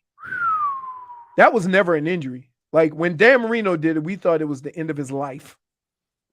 Right? That's how severe that injury was. And now it's the new ACL. Right? Like it's so many. I have seen him more. Yeah, right. it was in every sport. In every sport. I think Kobe, like when Kobe tore his Achilles or something like that, I was like, oh, he was never the same after that. For sure. He was also old. Too. Yeah, that's what I'm saying. But he was like the last player that when that Achilles popped, that was it. Like, I mean, KD had it. I was gonna say, but now Kevin Durant is he tears his Achilles every other week, if I'm not mistaken. Dude, wait, while we messing around, are we reluctant to call KD 6'8" because he's so damn good? I am not reluctant to call it. He is 6'8". He is the fourth most injury prone person in the NBA. Who's Anthony Davis is definitely number 1 through 3. And then there's Kawhi. What about Kawhi? Kawhi's up there. No, because Kawhi's not really injured. Kawhi's just chilling. Paul George gets injured a lot too. Paul George does get injured a lot too. Can we put together an all-injury team? Is that what we're doing right now? Yeah, essentially. Guys you don't want on your team because they're Joel good. Joel Embiid is liable to hurt his foot somehow. I'm trying to think of some other, like Zion Williamson. Oh my God. Zion's a starting forward. He's out now, isn't he? Yeah, they're going to reevaluate him in 2 weeks. There's only 3 weeks left in the season. That's amazing because he just signed a $200 million contract. You put Oladipo on that team? Oh my! You can't put Oladipo because Oladipo before his injuries was all pro and all defensive player and healthy for the most part. Right. You can put Solana on that team though. Oh, for sure. Solana. Oh my goodness. No, he's the coach, guys. Yeah, that's good. No. I mean, he wears turtleneck. Oh, he's the coach. He's the coach of the 6 to 8 team. He knows basketball though. I love him, but he went to the ER one time for jet lag. That was. Wait, what? That's a little much. I'm gonna leave it at that. These headlines are brought to you by the new Palmetto Ford Truck Super Spinner. Why buy your truck at a car store? Palmetto Ford. We know truck. That's information I don't need. Seriously. He was sick, guys. He was sick. All right, I'm sure he was sick. Last time I went to the emergency room, my wife tried to talk me out of it, and I had a broken leg. Yep, that's how we do it in New Orleans. I got hit by a car and refused to go to the emergency room. What the hell is going on down there? I was riding my bicycle, a car hit me. I was like, "Oh, I'll be fine. I'll be fine." You just waved them off. You didn't even have them bribe. No, you ain't have your papers or something. What's up? I wasn't in that much pain, and then I got there and they're like, "Yeah, you have 3 fractures in your leg. You got hit by a car." I was like, "Oh man, no way." He was drinking that numbing juice. That's why. But I remember one time. We used to play in a poker tournament down south. What's the casino down in Miami? Mikasuki? Highlight? Yeah, Miami Highlight. And we played there, and Joy was there, and a bunch of us would go. And Joy on her way there hit somebody on a bike. Yeah, how was that guy maybe? And he didn't have his papers. Oh, yeah. So when she tried to go out to ask him if he was okay, he picked up his bike and ran away. Lo siento, vámonos. I had a similar situation. I didn't hit someone with a car. So I'm at a hotel. I looked dirty down. laundry is being aired Right? out. It's not my dirty laundry though. Well, I did possibly assault the guy. But I looked down at my car because I'm like, oh, I can see my car from here. And then I see someone breaking into the car, and I'm like, wait, who the hell is in my car? So I go down there. It's some dumb drunk kid. Rough him up. Oh, go through his pockets. Oh, and I realize this kid he doesn't have his papers. He's fresh off the boat. Barely. He was very sad helping me put things back in my car. And I sent him on his way. But I was like, how many people are just doing dumb things without any papers? Except for the guy who got hit by a car. He was just dandy. Trying to live his life. Yeah. And that. I do want to talk a little bit about what's happening in the basketball world. The Canes men's team played tomorrow when they face top-seeded Houston at 7:15, and the Canes women's team, they're taking on 4th-seeded Villanova tomorrow at 2:30 at the NCAA women's tournament. Both very exciting games. It's a big Friday if you're all about I the thought they staggered them. I thought the men and the women play one day apart. Maybe that's the first 2 rounds. So because the women start on Friday last week, and it goes Friday to Tuesday or Monday, right? And then the men start on Thursday. So you sure that's it's Friday, right? That's right. It's Friday. My days are screwed up. That's a -1, Leroy. -1. I'm thinking today was Wednesday. My bad. Day knows the days. Yeah, it is It's tomorrow. that's my last name. Related to them. Real quick, Jake Paul has been ordered by the Securities and Exchange Commission. I was just going to say SEC, but this is a sports show, so SEC sometimes means something other than Securities and Exchange Commission, to pay $400,000 penalty due to him not disclosing that he was paid by a crypto company by the name of Tronix to advertise the money he made with them. Wait, what?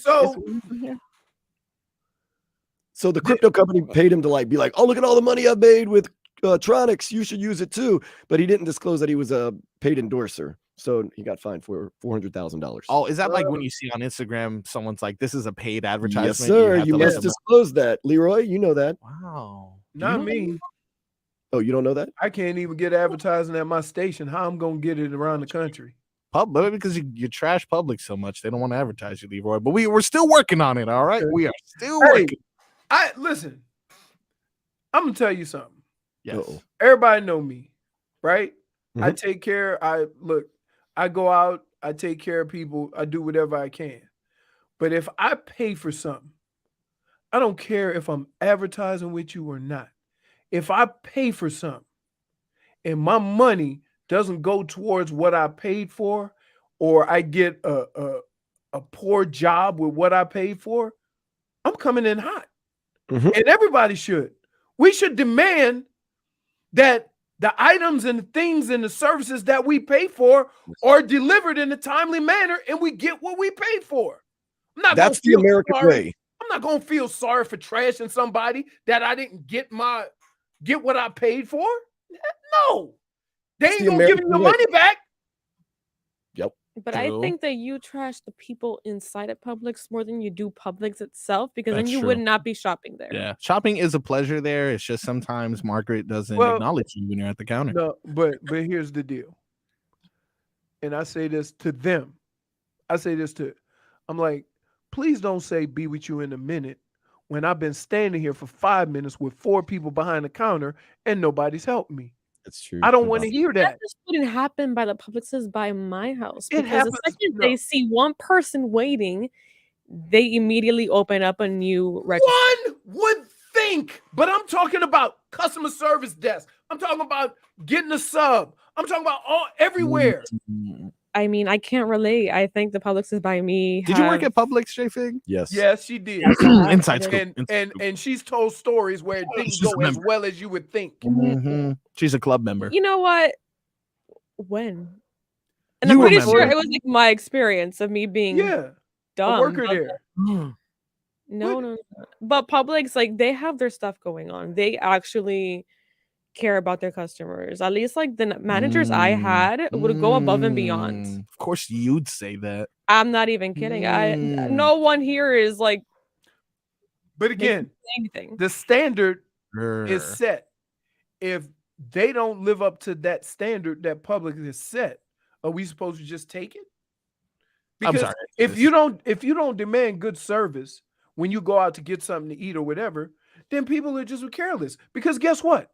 Now When you go to a restaurant, they try to put the tip on your check.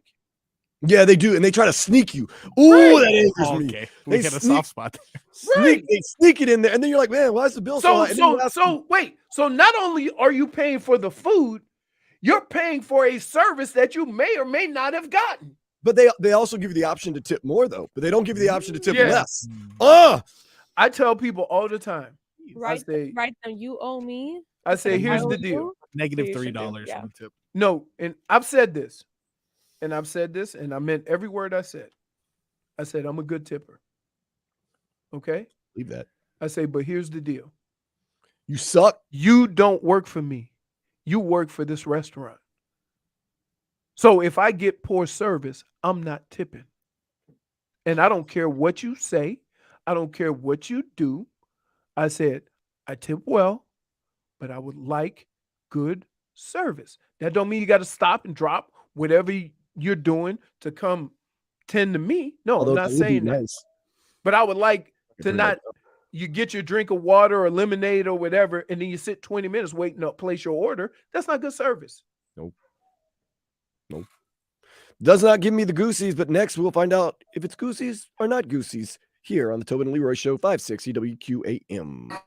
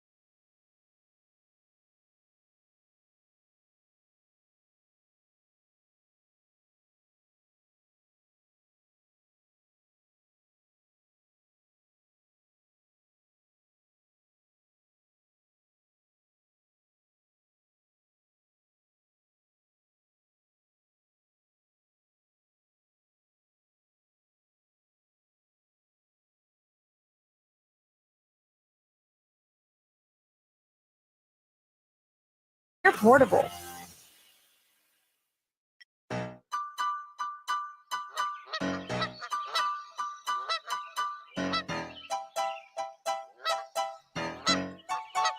It is time for Goosies. Goosies. No Goosies. Marcos, take it away. All righty. If you're a avid listener of the show, you're aware of it. Dan Day, you are a rotating piece of this show. I'm sure you've experienced it a couple times. Quick explanation. Gonna list some topics. You tell me if that gives you Goosies or not.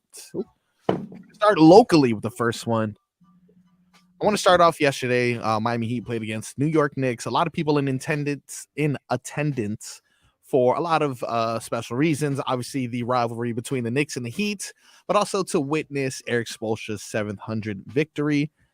Some of those people included Dwayne Wade, who was courtside. Jimmy Butler made a couple faces yesterday, so I'm going to show you a couple of them. One of them is following a 3-point after hitting a 3-point in front of Dwayne Wade. He gave him a nice little nod there. Then later on in the game, Julius Randle had some words exchanged with Jimmy Butler's. He was at the free throw line.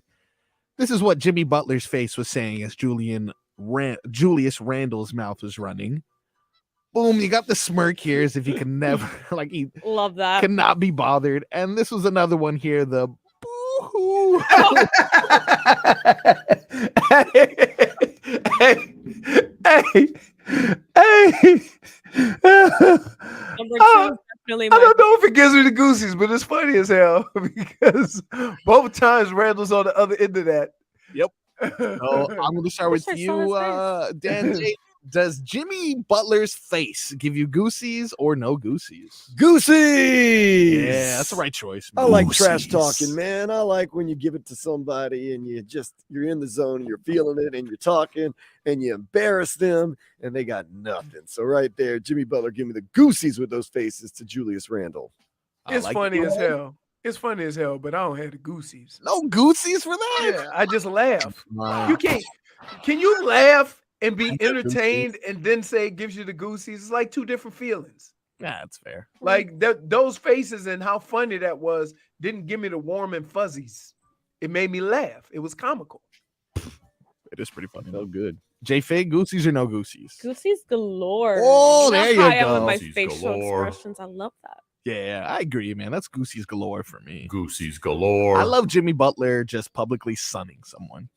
I just love it, just smirking at him. He's not It's angry. a good game when you see him do stuff like that. It's almost like if your little brother, your little family member is just like punching your shin, and you're just like, oh, come on. Get out of here, little boy. Tobin played Goosies, no Goosies yesterday. Yeah, he was. He asked me if Jimmy Butler making a 3 gave me the Goosies. I said, Jimmy Butler shooting the 3 gives me the Goosies. Yeah. But then making it and looking at Dwayne Wade, oh, that was good. I just saw those messages. Goosies. Yeah, he was active yesterday. Coming in at number 2, we all know that this is a busy weekend in South Florida basketball.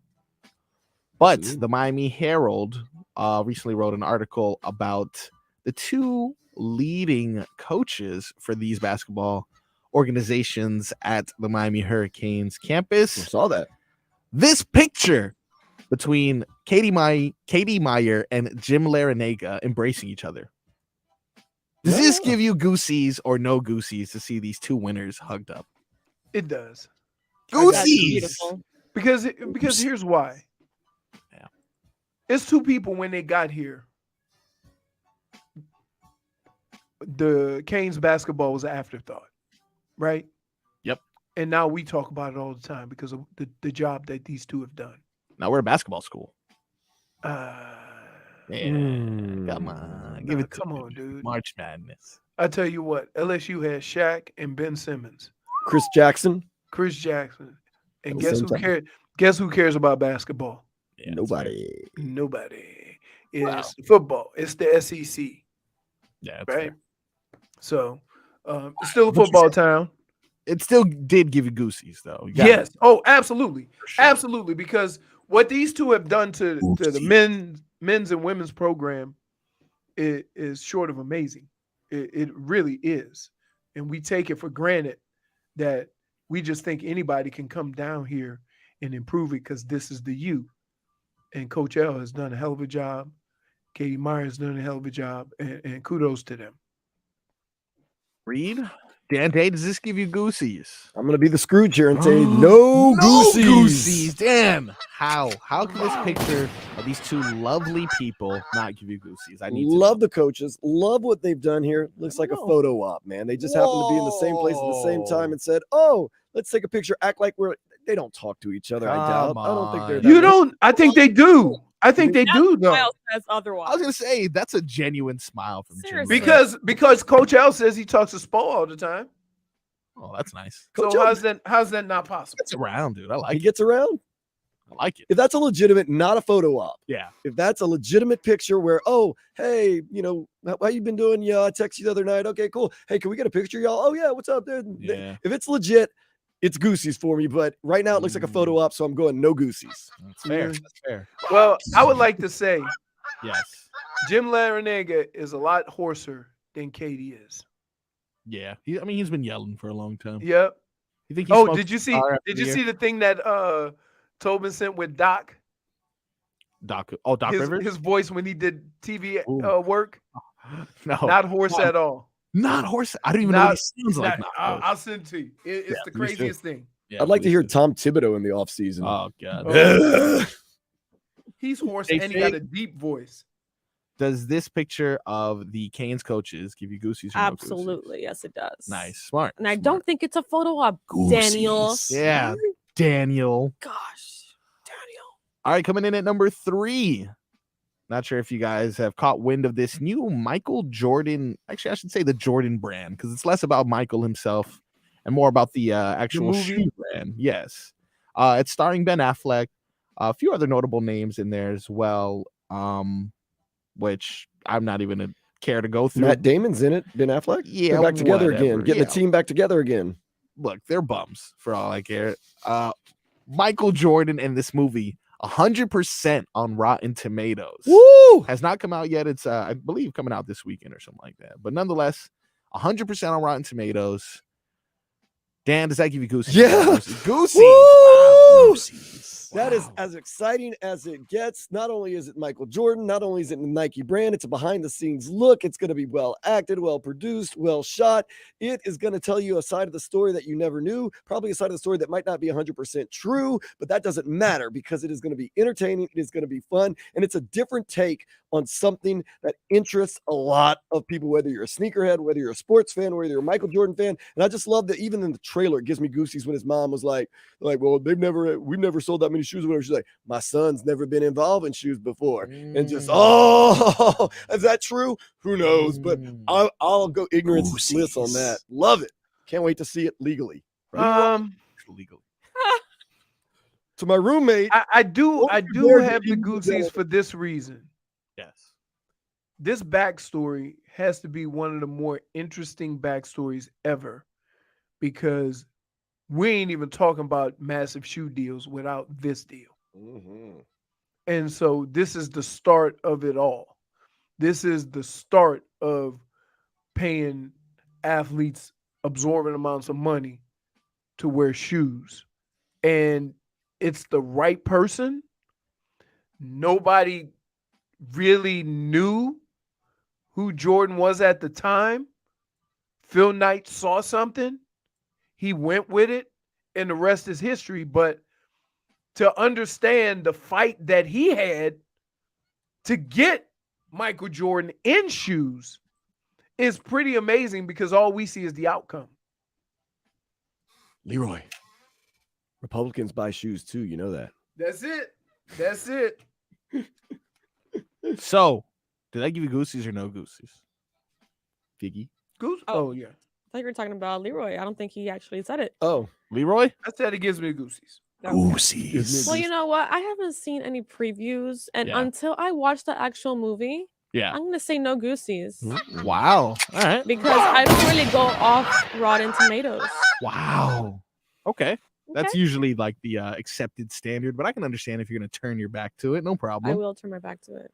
Now, I am impressed by the 100% rating for sure, but I mean, a movie about Michael Jordan that has to do with everything except for what he Which did on that the would court. definitely give Goosies once Like, I watch it's it. cool, yeah, Michael, but like I'm Wait a not gonna minute. be. Hold up. Imagine a movie about everything except for what happens on the court. I would No like Goosies. to call a Whoa. timeout Yes. because JP, why you acting like you see movies? Do you watch movies? People have Jake? been trying to I get you am to the see number one movies for critic. years, and It's you true. won't go see movies. You ain't gonna see this movie. Last movie you watched? Yes, I Go will. quick off the top. Free Willy. Wow, that was so long ago.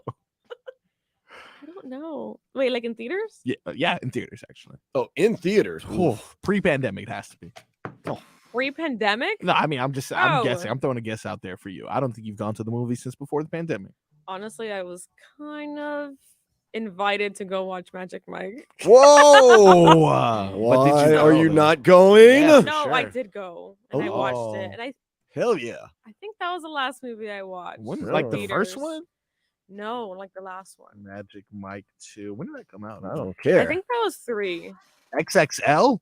Oh, I my don't know. gosh. There's a lot of I know the Magic last one Mikes came out going on Valentine's Day of this year. Oh, this year. Oh, that's interesting. I know. Then it was last month, I guess. You go. You go, girl. Ain't no wrong with that. Guess Magic Mike gets her at the house, huh? Let me tell you, Magic Mike, the first like 10 minutes. Yeah. Beefcakes. Wow. Loved it. I love that. Sounds awesome. Beefcake. So question. Yes. You can't go see Magic Mike with your girl. Oh no, you got to. Oh, you mean like as a guy? Yeah. No, because she'll be looking at you the entire time like, I don't see you doing that. I've been working out. Wow. Yeah. Yeah, Wait, Dan can watch it. so you think if you take Oh, there it goes. if I took- The bite's coming off. if I took Wait, Big Spoon, oh. I would have to do Magic Mike when we get home. Absolutely. Hell yeah. Hell yeah. Mhm. You can work it. You can twerk it. I'd be like, I can damn, you reverse Mike it. got me in here doing other stuff. I don't know. I'm looking at the cast of Magic Mike. They don't look know. a lot like the list that Dan Day was reading yesterday. Is Uh-oh. anyone else? Uh-oh. Anyone else noticing a trend? here? Uh-oh. I don't know. Uh-oh. Channing Tatum's in the new one? Absolutely. Basically, He is Magic Mike. They're like, he Those first 10 minutes, that's all you see Magic Mike. Wow. Being magical. basically, like he's that. saying all the dancers are intangibles. I mean, I didn't say it. You. You know what? I don't even remember. My eyes were Yeah, only that's true. on Channing. That's so. fair. I'm not saying anything. Go ahead. That is a Goosies or no Goosies, everyone. Very Wait, excited. you see Magic Mike and you got the Goosies, but you can't get the Goosies for the Jordan movie. You That's- are something else, What are you JP. talking about? I saw it. I went to go see it. She No, saw we're the talking about the live Jordan show. movie. She's This lying. recent one. Yeah. That's the one I saw. I've only ever seen that one. I haven't seen 1 or 2. Yeah, you probably Oh, don't have to wow. watch Really? 2 to understand 3. Yeah, So you saw 3? I saw 3. Who does that though? Who gets into? I guess it's Magic Mike. You know what you're there for. Well, but, like, because I was invited. Dude, that's I like said. that's nice. basically. I mean, can I just say, if you see a porn, do you need to see the prequels? Yeah, there's like 7 or 8. like, yeah. like, why you go and see it in the first place is consistent with the other 2. That's fair. The plot. What the Get hell? through is the blood. Get through the blood. Oh, the pool's backed I'm up. telling you, Okay, the we first got 10 minutes, you. I feel like that is just like the entire movie.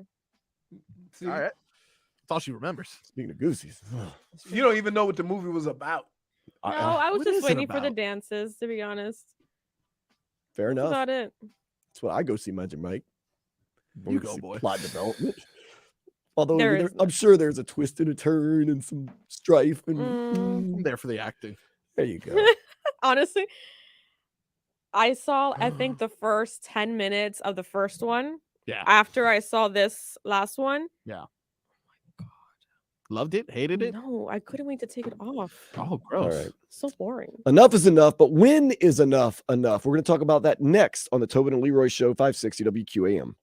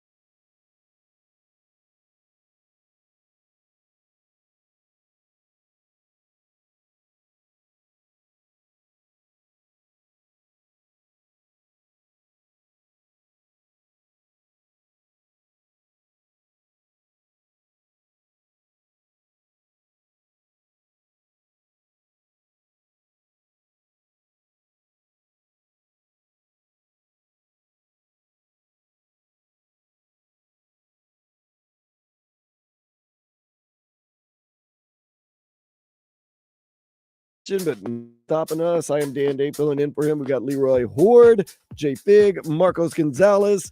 Leroy, have you ever been fined or suspended by the league? I don't know. Maybe so, maybe not. Let me tell you. You realize that he's not Let there, me tell you right? something. Let me break it down. No. When they try to find me, I find them. I find them. Terrible. That was a terrible Leroy? impression. No way. When Leroy comes back, I'm going to ask him to rate my Leroy. When he comes back, I don't even know if we're going to get to this segment because Yeah. he's not back yet, but I misspelled something in the group text and he's Oh. going off. So Yeah. why don't you cover the time right now, Ja? Well, Yes. Marcos, tell him what I text and then keep it clean and explain how the text went. Let me tell you something. Dan Day, he don't use his thumbs to text. No, takes forever. Dan Day. And let me tell you something about Dan Day. What? That's good. Okay, because he does the thing where he leans in. I gotta ask him now. Leroy's back. Leroy, please. He's trying to Please. talk like you. Tell him he's wrong. Rate this impression for me, Leroy. This is me talking about the text message. Wait, let me tell you something. Dan Day. And my name, Dan Day, is crazy. Never uses his thumbs to text. He only voice to text. Dan Day, who the bleep is John Morantz? Hey, and That is not That was good. hey, I don't know. what he wrote. hey. I'm like, Can you please clarify what you wrote, Daniel? That's what I mean. Dan wrote, At least just the name. The name. What I wrote Yeah. was John Morant's punishment justified? We'll talk it up. Yeah. What I said was John Morant's punishment justified? We'll talk it up. And it's funny because I heard him voice note it Yeah. before I left this room. Morant's. Yeah, so you thought it was like going to be perfectly Should have fine. proofread I that, thought he was that text. texting somebody, which he was, At but first, like not no. us. I thought it was Us. something. well, But the I have interview- another dilemma. Oh. Can iguanas hear? Wow. Yeah, absolutely. Can they? Yes, I don't know. Have How you about seen snakes? maybe. Can snakes hear? Got to. Snakes. They don't have No, I don't ears. think so. I think they kind of function like They go off the smell and the taste. Vibration? yeah, 'Cause like you know how a 'Cause shark. why do we always tell critters to shoot? That's true. It says snakes can Well, only because hear when you low say frequencies. shoe, you like Yep. See, it's a frequency thing. Yeah, they can So only hear low. because there was an iguana outside, and the dogs didn't take too kindly to it, and they almost ripped the house down because this iguana was, too comfortable. Yeah. So I opened the door and yelled "shoo," and it ran away. And the thought was, does he even understand me, or he just was intimidated by my big and blackness and ran away? I think he was intimidated, but I did Google it, and iguanas hear well, apparently. They have no ear, though. yeah, and then sharks just feel your vibrations by their lateral lines. Is that what echolocation or whatever that's called? Where they That's one thing I learned in marine bio class. Oh, I can say this. They certainly can hear Aquaman. Yep. Okay. They probably can see him coming. He's handsome. Yeah. Jason would Momoa? say- Was he in Magic Mike? Too hot. You know what? Can't He afford 'em. should be. You know what? You He want to should hear be. something crazy? I Yep. used to always get him, Momoa, and And Roman Roman Reigns mixed up. Yeah. Oh, they're me all the too. same person. Definitely. Well, all I could say is John Morantz was unjustly punished, and we'll talk about everything else going on in the sports world next here on the Tobin and Leroy Show, 560 WQAM. WQ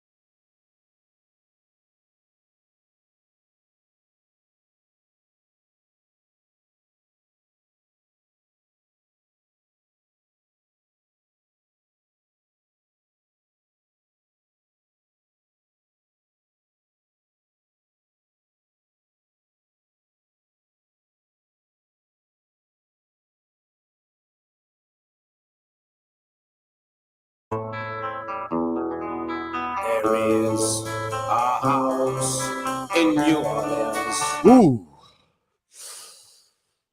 Ooh. What happened?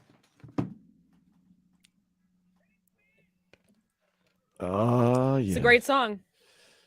Eric Burden and the Animals. I feel bad for Leroy because I gave him enough to New Orleans and then I cut it just because of Thank you. copyright. I stuff, appreciate you know? that. I just wanted him to hear New Orleans part. I mean, if you're gonna go with a New Orleans group, yeah, I would play the Revivalists. Revivalists. Whoa! I thought you were Their gonna new say, song, Boy, is it Boy or Kid? It's a great song. So good that I remember the title of the song. That's like one of my favorite groups. It's Kind Kid. of remember it. It's Kid? You don't know. Nice to know you when I was young. Could have been so high. Leroy knows that song. Yes. Yep, it's Kid. Kid. Yeah, Boy is Killers. That's what I was getting confused with. Boy, Kid, Kid, Boy. Revivalists are great, man. Man, I Boy. remember before they got big. You could see them all over New You can Orleans. see them all over New Orleans. Tipitinas, Siberia, Hi-Ho Lounge. They were just doing it. It's amazing. You can go to a hole in the wall and hear a group, and it'll be some of the best music you've ever heard. It's true. That's my favorite thing to do. And because everybody's a musician in New Orleans. Everybody, even as a kid, you've kicked around an instrument because somebody in your family Listening is to locals. saxophone. My grandfather, You? my grandfather was in a band with Ellis Marsalis. Oh, so which is Wynton Marsalis's father. Pops. And every time they come down here, he'll give me a call because also in his band was my high school math teacher. So it's just crazy how that's New Orleans. I mean, like I have dude I went to school with just won like 3 Grammys. Baptiste. Sean His Baptiste. fam, we've I actually gone. have 2 people in my sound recording classes that have been nominated for Grammys, and I believe one of them has won a Grammy. Really cool. And so every time Wynton comes to town, he'll call. He say, "Hey man, you come and see me?" I say, "Do you always have to be so cool?" Yep. Oh man. Insider tip: when you go to Tipitina's, you just walk down the street to Miss May's. It's a cash only bar, and it's like the cheapest bar in the world. It's open 24 hours. And it's like, well, it was like $1.50 Rolling Rocks and $3 mixed drinks. And you just go down Rolling there. Rock.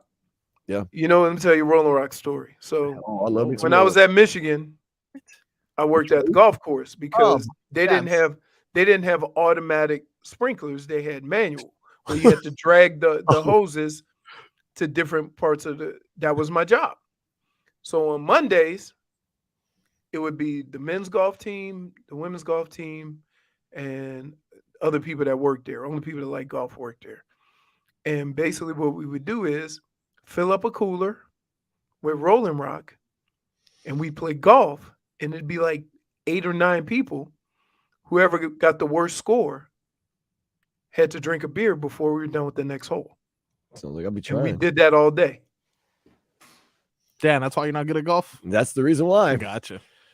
That's not a punishment to me. Leroy, what is the strip in Ann Arbor with all those restaurants and little bars and stuff? It's a cool little funky place. It's not Main Street.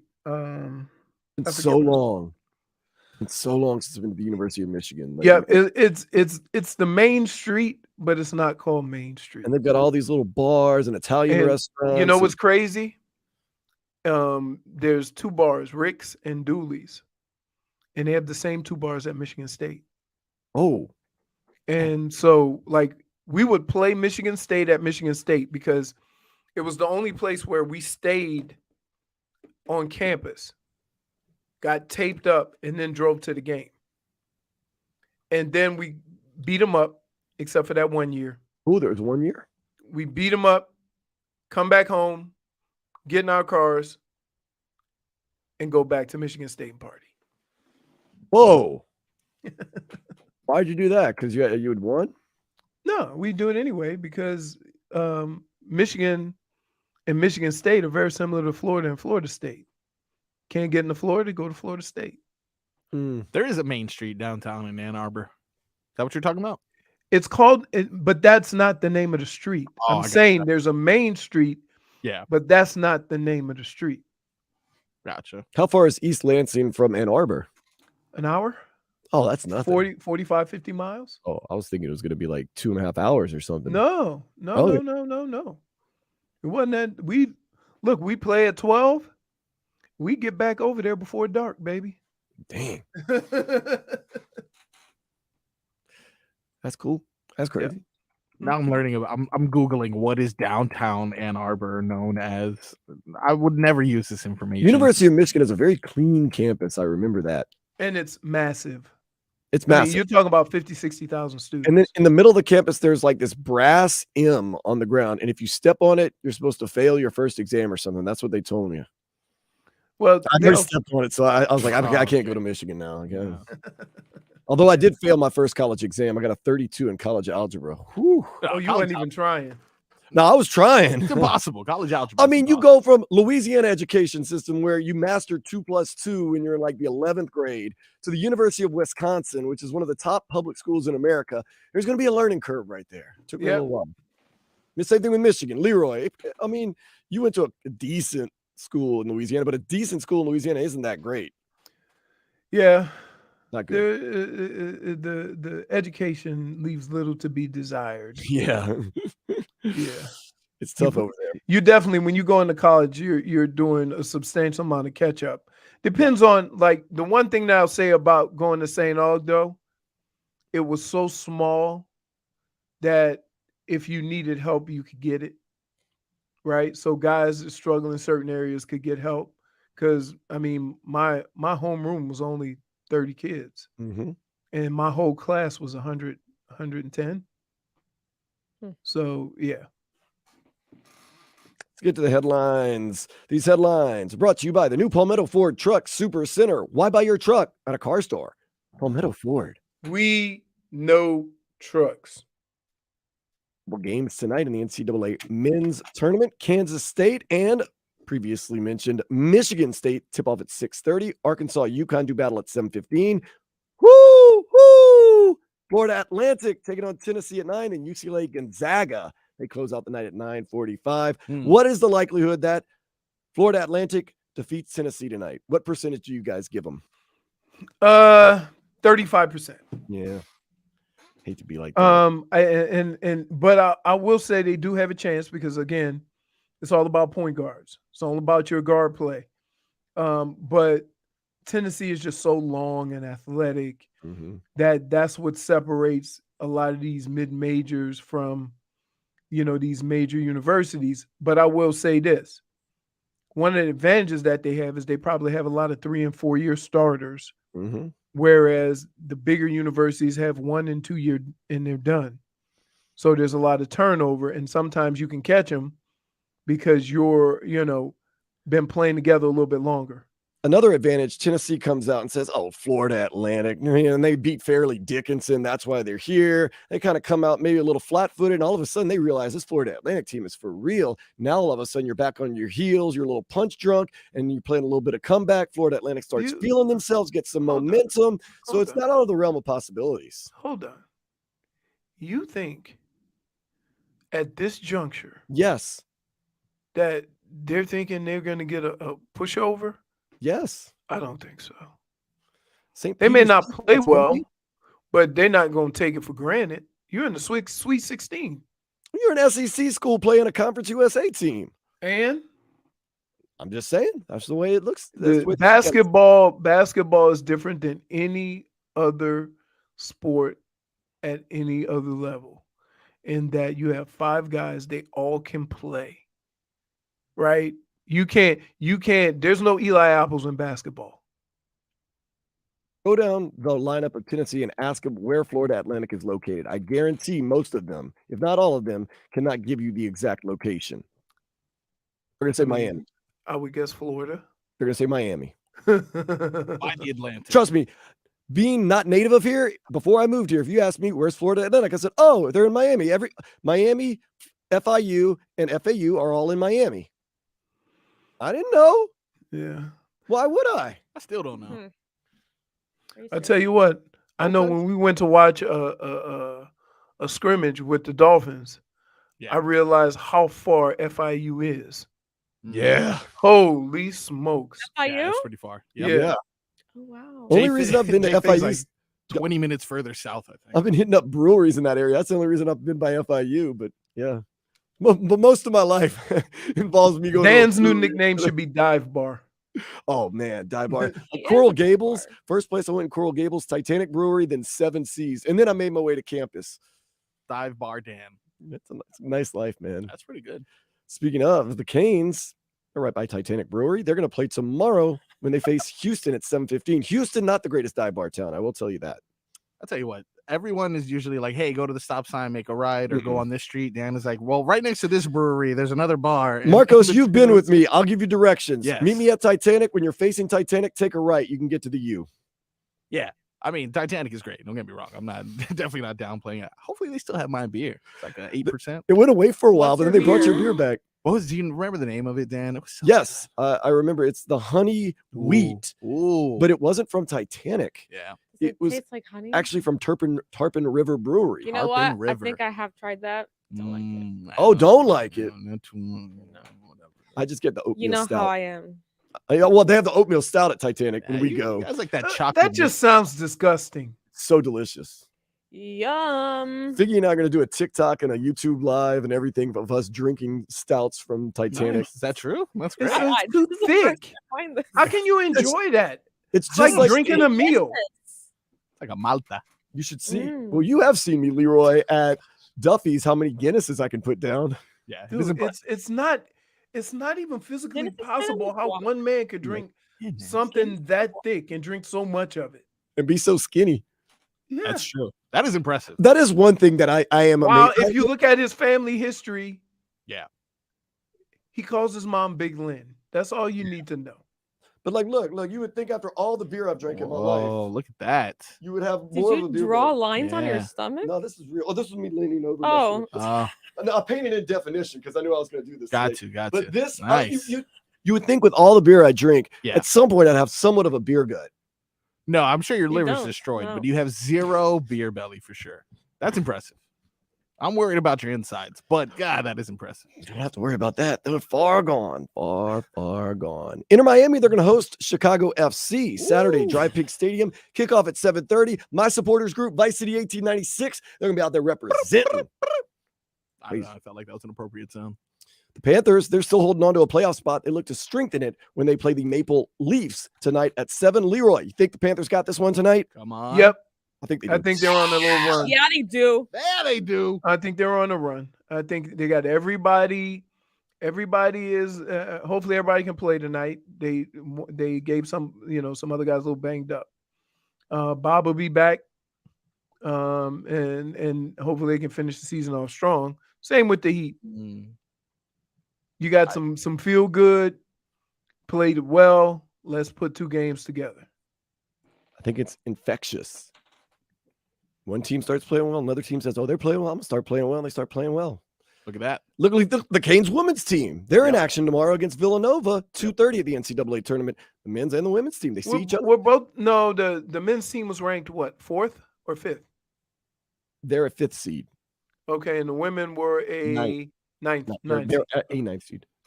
Leroy, as a University of Michigan player, did you ever look over to the women's basketball team, see them balling, and say, "You know what? We got to live up to that standard"? Yeah, Leroy. No.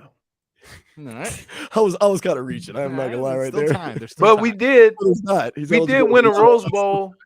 We won a Rose Bowl and a national championship in basketball the same year. Ooh. Who'd you beat in the Rose Bowl? Washington? No, USC with Dang. Rodney Pete, Junior Seau, Uh, Carrier. yeah. Never heard of him. Mhm. That school ain't gonna make it. 2019 U.S. Open champion Bianca Andreescu Oh, nice. defeated 2021 U.S. Open champion Emma Raducanu Oh. 6'3", 3'6", 6'2". Man, Emma, she's kind of fallen. Even though she's young, she's kind of been losing a lot lately. Emma Raducanu, not Raducanu. That's the craziest thing about women's sports.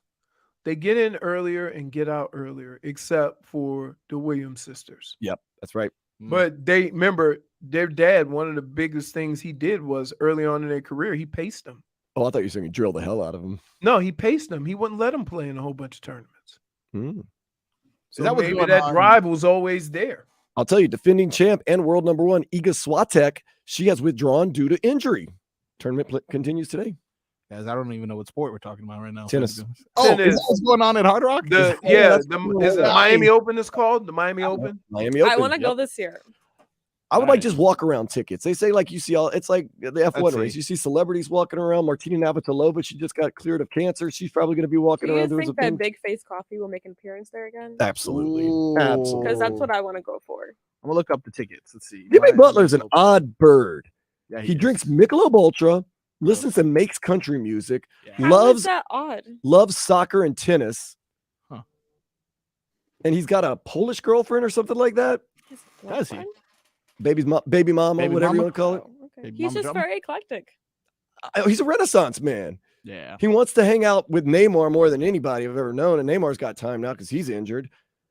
What is track? He's got a lot going on, man. He's got a lot going on. That Mick Ultra, though, I don't know about that. Biggie, you know, oatmeal stout. Let's go. Gross. Stouts. Stouts is where it's at. And like the funny thing is when Fig and I'll be like Or ordering like drinks. dark amber ales. Is that what they are? No. Stouts? No, like the one before it. Like there's other. Oh, amber ales, yeah. Amber ales, it's like yeah. a level, but Mhm. it's so funny. Like Figgy and I'll sit down, and I'll be like, "Oh, Figgy, you got to get this stout. It's great." And the waiters and waitresses act like I've been trying to take advantage of her. Like, you know, that's really strong. I'm like, yeah, that, and you're like, yeah, that's what I want. And they're like, Yeah, oh, that really upset me last time. oh, we're not getting into that. Oh, Has someone ever ordered for you? Has someone ever been like, "Oh, she'll take the Yes, Miller actually. Lite"? Yes. That's annoying. That's And not that's not a turn You on. know what? No way.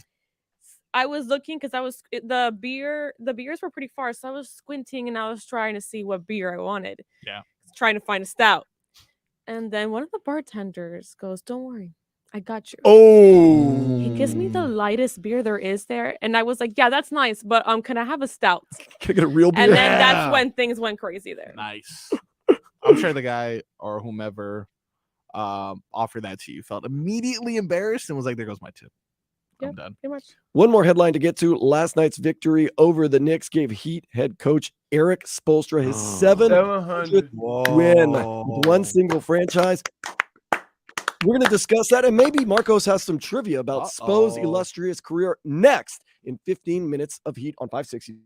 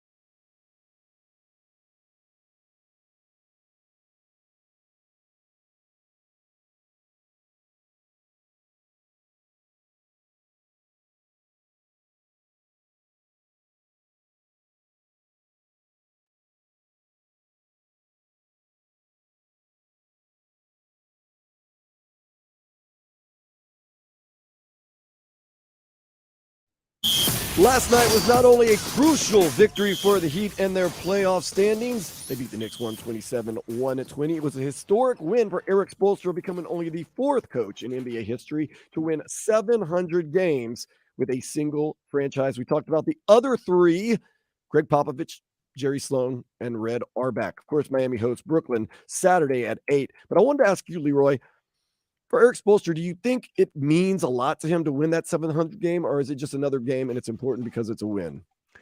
I think being in a heated battle, really no time to reflect on it. But and it's not like he's going anywhere. Right. It's kind of one of those things where, you know, if you're around long enough with a good organization, certain things are going to happen. And I think, you know, yeah, he's grateful that he's been able to win that many games, but I think more is to be said about his ability to be the coach for the same team this long, because in sports that very rarely happens. I'll tell you what's very funny about this, and people here in Miami might not notice it because they were so close to it, but the rest of the nation kind of had this perception that when Erik Spoelstra got the job, it was more about him appeasing the big three, and the second the big three were out, second he's going to be out. He was not a real coach. Right. He was more of a caretaker coach. And he has proven he's got to feel great about that. He has proven, at least the rest of the country, that they are absolutely wrong about that, and that he is one of the big boys and one of the greats of all time in the NBA coaching profession. He definitely gained the respect of a lot of players so that it went away from those thoughts relatively quick. And that's with the players, with, you know, and one of the cool things about it is you have to understand when he was an assistant coach, a lot of the guys that he ended up doing a lot of winning with were the guys he worked with firsthand. So you're talking about UD and D Wade. And so those guys kind of helped as far as letting people know what he was about. I'll tell you, Heat Cult dropped some knowledge in the Twitch page. It says, I remember the LeBron bumpgate happened. I remember that happening and everybody being like, oh, the inmates are running the asylum. This he's out of his league. He doesn't know what he's doing. But nonetheless, Spo has overcome that, and he has proven that he is the guy. And 700 wins with one organization, that's more, to me, one of those things, Spo, when he looks back on his career, whenever he's done, is going to be more happy about it. Right now, it's just another win. It's an important win. Right. The other thing you have to understand is that part of being a coach in a professional sport is being able to control egos, right? While not having that big of an ego yourself, or having it, but still trying to manage all the egos on the team. Because you think about the big three and you think about other teams, they all have superstars. They all make a substantial amount more money than you. Right? So when it gets down to it, the person that's going to be changed is not the player. And he's still been able to withstand all the egos, all the personalities, all of the schisms, all of the situations, while still getting his players to perform at a high level. That is what coaching at that level is. Well, Leroy, you've been coached up and coached down throughout your career. The best coaches you've dealt with, what are some of the skills that they have that really stand out to you that make them the best coaches that you've played for? First and foremost, knowledge. If you have a knowledgeable coach, you'll get respect because it'll help guys be the best version of themselves. And one thing they'll tell you about, you know, Bill Belichick is this. He can have a conversation with any player on the field about who he's going to face and a technique that would best work against that guy. Wow. And it's amazing. It's amazing that he'll go in the offensive room and he'll say, hey, this guy's going to do this. Look for it. Prepare for it. You know it's coming. He'll go on the defensive side of the ball, which is his specialty. And he'll tell those guys. I mean, you've heard, how many times have you heard stories about, remember when they played Seattle and for some reason they tried to throw the ball on the 1 yard line. And the guy who made the interception, the first thing he said was, Bill yelled at me all week about getting positioned on that slant. And lo and behold, that right there, that gets you instant credibility. That, the knowledge of knowing and helping a player be the best version of himself, and be successful is the most important thing. When you talk about what Mike McDaniel is doing right now, those guys are excited. He's a little quirky, but those guys are excited because you haven't seen this style of offensive football in so long. And these guys are able to go out on the field and be the best version of themselves. Look at Tyreek's numbers. Look at Jalen Waddle's numbers. And so from that standpoint, what it does is it gets you respect. So now when the young guys come in, those old heads say, hey, man, get in line. This guy knows what he's talking about. And I'm more than sure that UD and D Wade and Jimmy Butler are passing that word around with Spo that, hey, he knows what he's doing. Be patient with it. It'll come. It'll happen. Trust in the man. And we're going to get to some Spo trivia in a minute, but one more question on Bill Belichick. I have heard, despite his press conferences, he is actually a very personable and fun guy to talk to. Yes. He's quirky in that he says some of the meanest crap, as a matter of fact. Case in point, his first year as a coach for the Browns, he tried to break up a fight in camp. He got hit with a stray. Right? Bill Belichick taking one is funny to me. I don't know why. And he went in the meeting room and he devised a rule. And he said, I'm not breaking up any more fights, but if somebody gets hurt in a stupid fight, the person who was in the fight with him and the person who was injured will be fined as long as that person is out. And the reason why that's important is because during one season, we had a guy who was walking through a bar with a tray full of jackets. And there was three young players who called themselves the 3 Degrees, came in together, all played linebacker, and they yelled 3 Degrees and took a shot. A melee ensued with this one big guy and these 3 linebackers. The next day, one guy was stitched up. One guy had a black eye. Bill said what he said. And those guys played that week. Because if one didn't play, all 4 of them were going to get fined. So it's both amazing that he would tell a joke or say something funny and you didn't know whether he was serious or not. So you didn't know whether to laugh. But at the same time, you knew that if there was any guy that could help you learn football, it was Bill Belichick. Now we have the great Spo here in Miami coaching. He is teaching all the players all the right things, hopefully, and they can make a run into this playoffs. I know, Marcos, you have some trivia, not just of Spo, but really over his whole career from beginning to now. 700 victories worth of trivia. All right. Louise. Yeah, I say, hey, what's up with all the music from home? You know, I got my boys over here from the various wards of some sort. I gotta show honor there, but also I did this for another reason. I want to discuss. Do you guys know when Erik Spoelstra got his first victory? Anyone off the top? No. 2008. Indeed, 2008. Oh.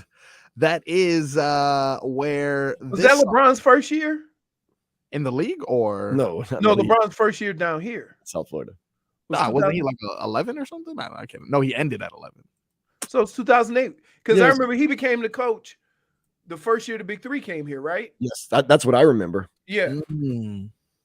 Well, our boy Erik Spoelstra got his first career victory on October 30th, 2008, which, as you all know, quick math, that is close to about 15 years ago. Goodness. So I decided to reflect upon that time to see if you guys know more or less what was going on in that time. I'm going to start with you, Leroy.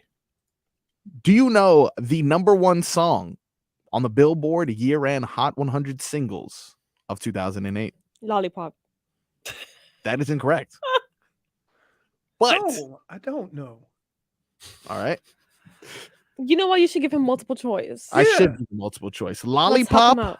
Lollipop, Lollipop. Bleeding Love from Leona Lewis, or Low from Flo Rida and T-Pain. Bleeding Love. It's got to be Leona Lewis. Yeah, they ain't gonna put It's more poppy. Leona Lewis. Lewis was actually second with Bleeding Love. #1, Low. Low. Flo Rida and I T-Pain. knew it. Wow. Yeah, that was it. That's what we were all listening to at that. Yeah. Now, Shorty got low. Still bangs in the club. Yeah. indeed, Yep. indeed. You always stop if that song come on the radio or whatever your listening device is. You always stop. Well, in that year specifically, 2008, an internet browser that is frequently used today was Firefox. released. Okay, I don't know. Was it Firefox? Once again. Was Nah, it that was Google. Internet Explorer? Or was it Google Chrome? I'm gonna say Firefox. All right. Wait. Mhm. Google came out. No, it's Internet Explorer. It's Yeah, that- Internet Explorer. It wasn't Google. Google wasn't out yet. Well, it's not Google. It's Google Chrome, the internet browser that they use. Oh. Yeah. Google so Chrome. still- I'm gonna say it's Internet Explorer. Wait, what was the question? I go IE. No, you said Firefox. I'll say Firefox. The Wait, correct did I say answer Firefox? is back in the year 2008, Google released first public version of the Chrome web browser. I was late to the party. I'll admit that. I was late to the party. Now, I just want to know, when's the last time anyone went shopping? Do you know how much milk costs nowadays? The cost of milk nowadays. You got me because I don't drink Wait, milk. the sure. cost of milk right now? Yes. It's like $6. Cool. It's ridiculous. It I don't know is- what's up. Did these cows go on strike? Well, what the hell's going on? As of It's February- $4 to $6. As of February 2023, U.S. simple average prices are $4.38 per gallon. Okay. All right? Now in 2008, if you wanted a gallon of milk, $2.99. $1.29. all right, $2.99, $1.29. $1.29 instead of $1.69. Is that what you said? No. $3.29. The correct answer is $3.99 for a gallon of Oh. milk.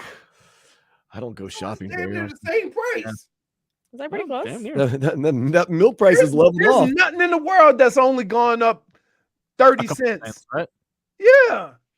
That's Have you fair. seen eggs nowadays? I don't know where y'all buying milk. I'm not. not. Where I buy milk, it ain't no 4.23. I'll get like soy milk or I buy oatmeal milk and I get the lactose free one, and it's like $6. Yikes. I buy milk. Well, you buying um, specialty milk. They gotta extract stuff out of your milk. Yeah, it's true. They do. soy milk. Usually I buy I my don't know milk. how, is it just like hanging in there like sugar? How do they extract lactose out of milk? Nah, yeah, that's a good question. You know what? I don't know. Maybe they put it in there and they're like, we just won't put it in this. one." Cashew milk. Almond milk? Almond milk is good. It's sweet. Yeah. Almond milk So is if you, good. if, I you think have, it's if you have almond milk with your cereal, Yes. it's a or coffee. bonus sweet. Yeah. Yeah. Get that All with some cinnamon toast crunch. Ooh.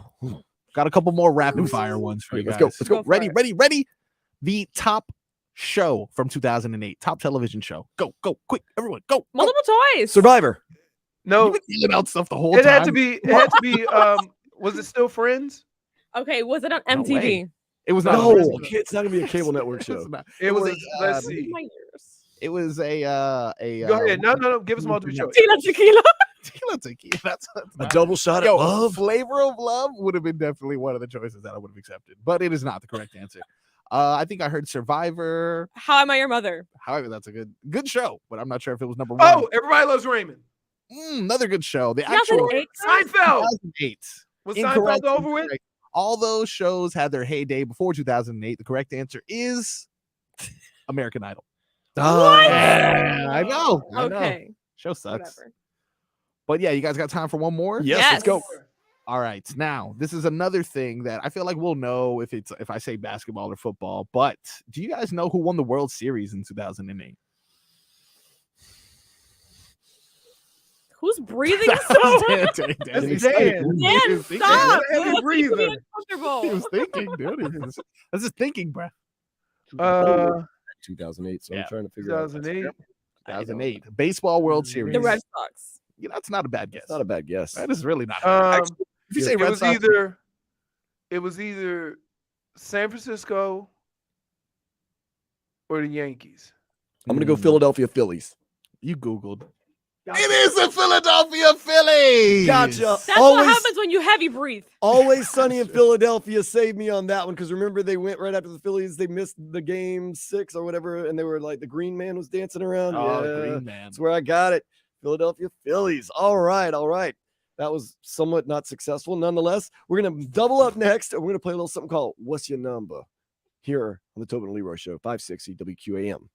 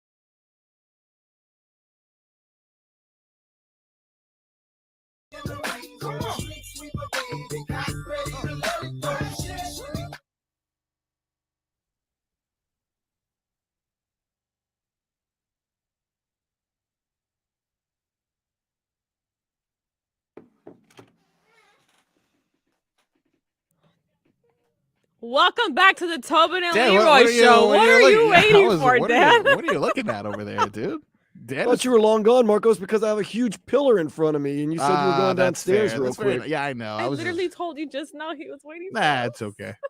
If I don't It's see him, it this doesn't huge- count. Wait a This minute. pillar right here. Aren't It's like you the guys- Leroy, you're on spot. mute.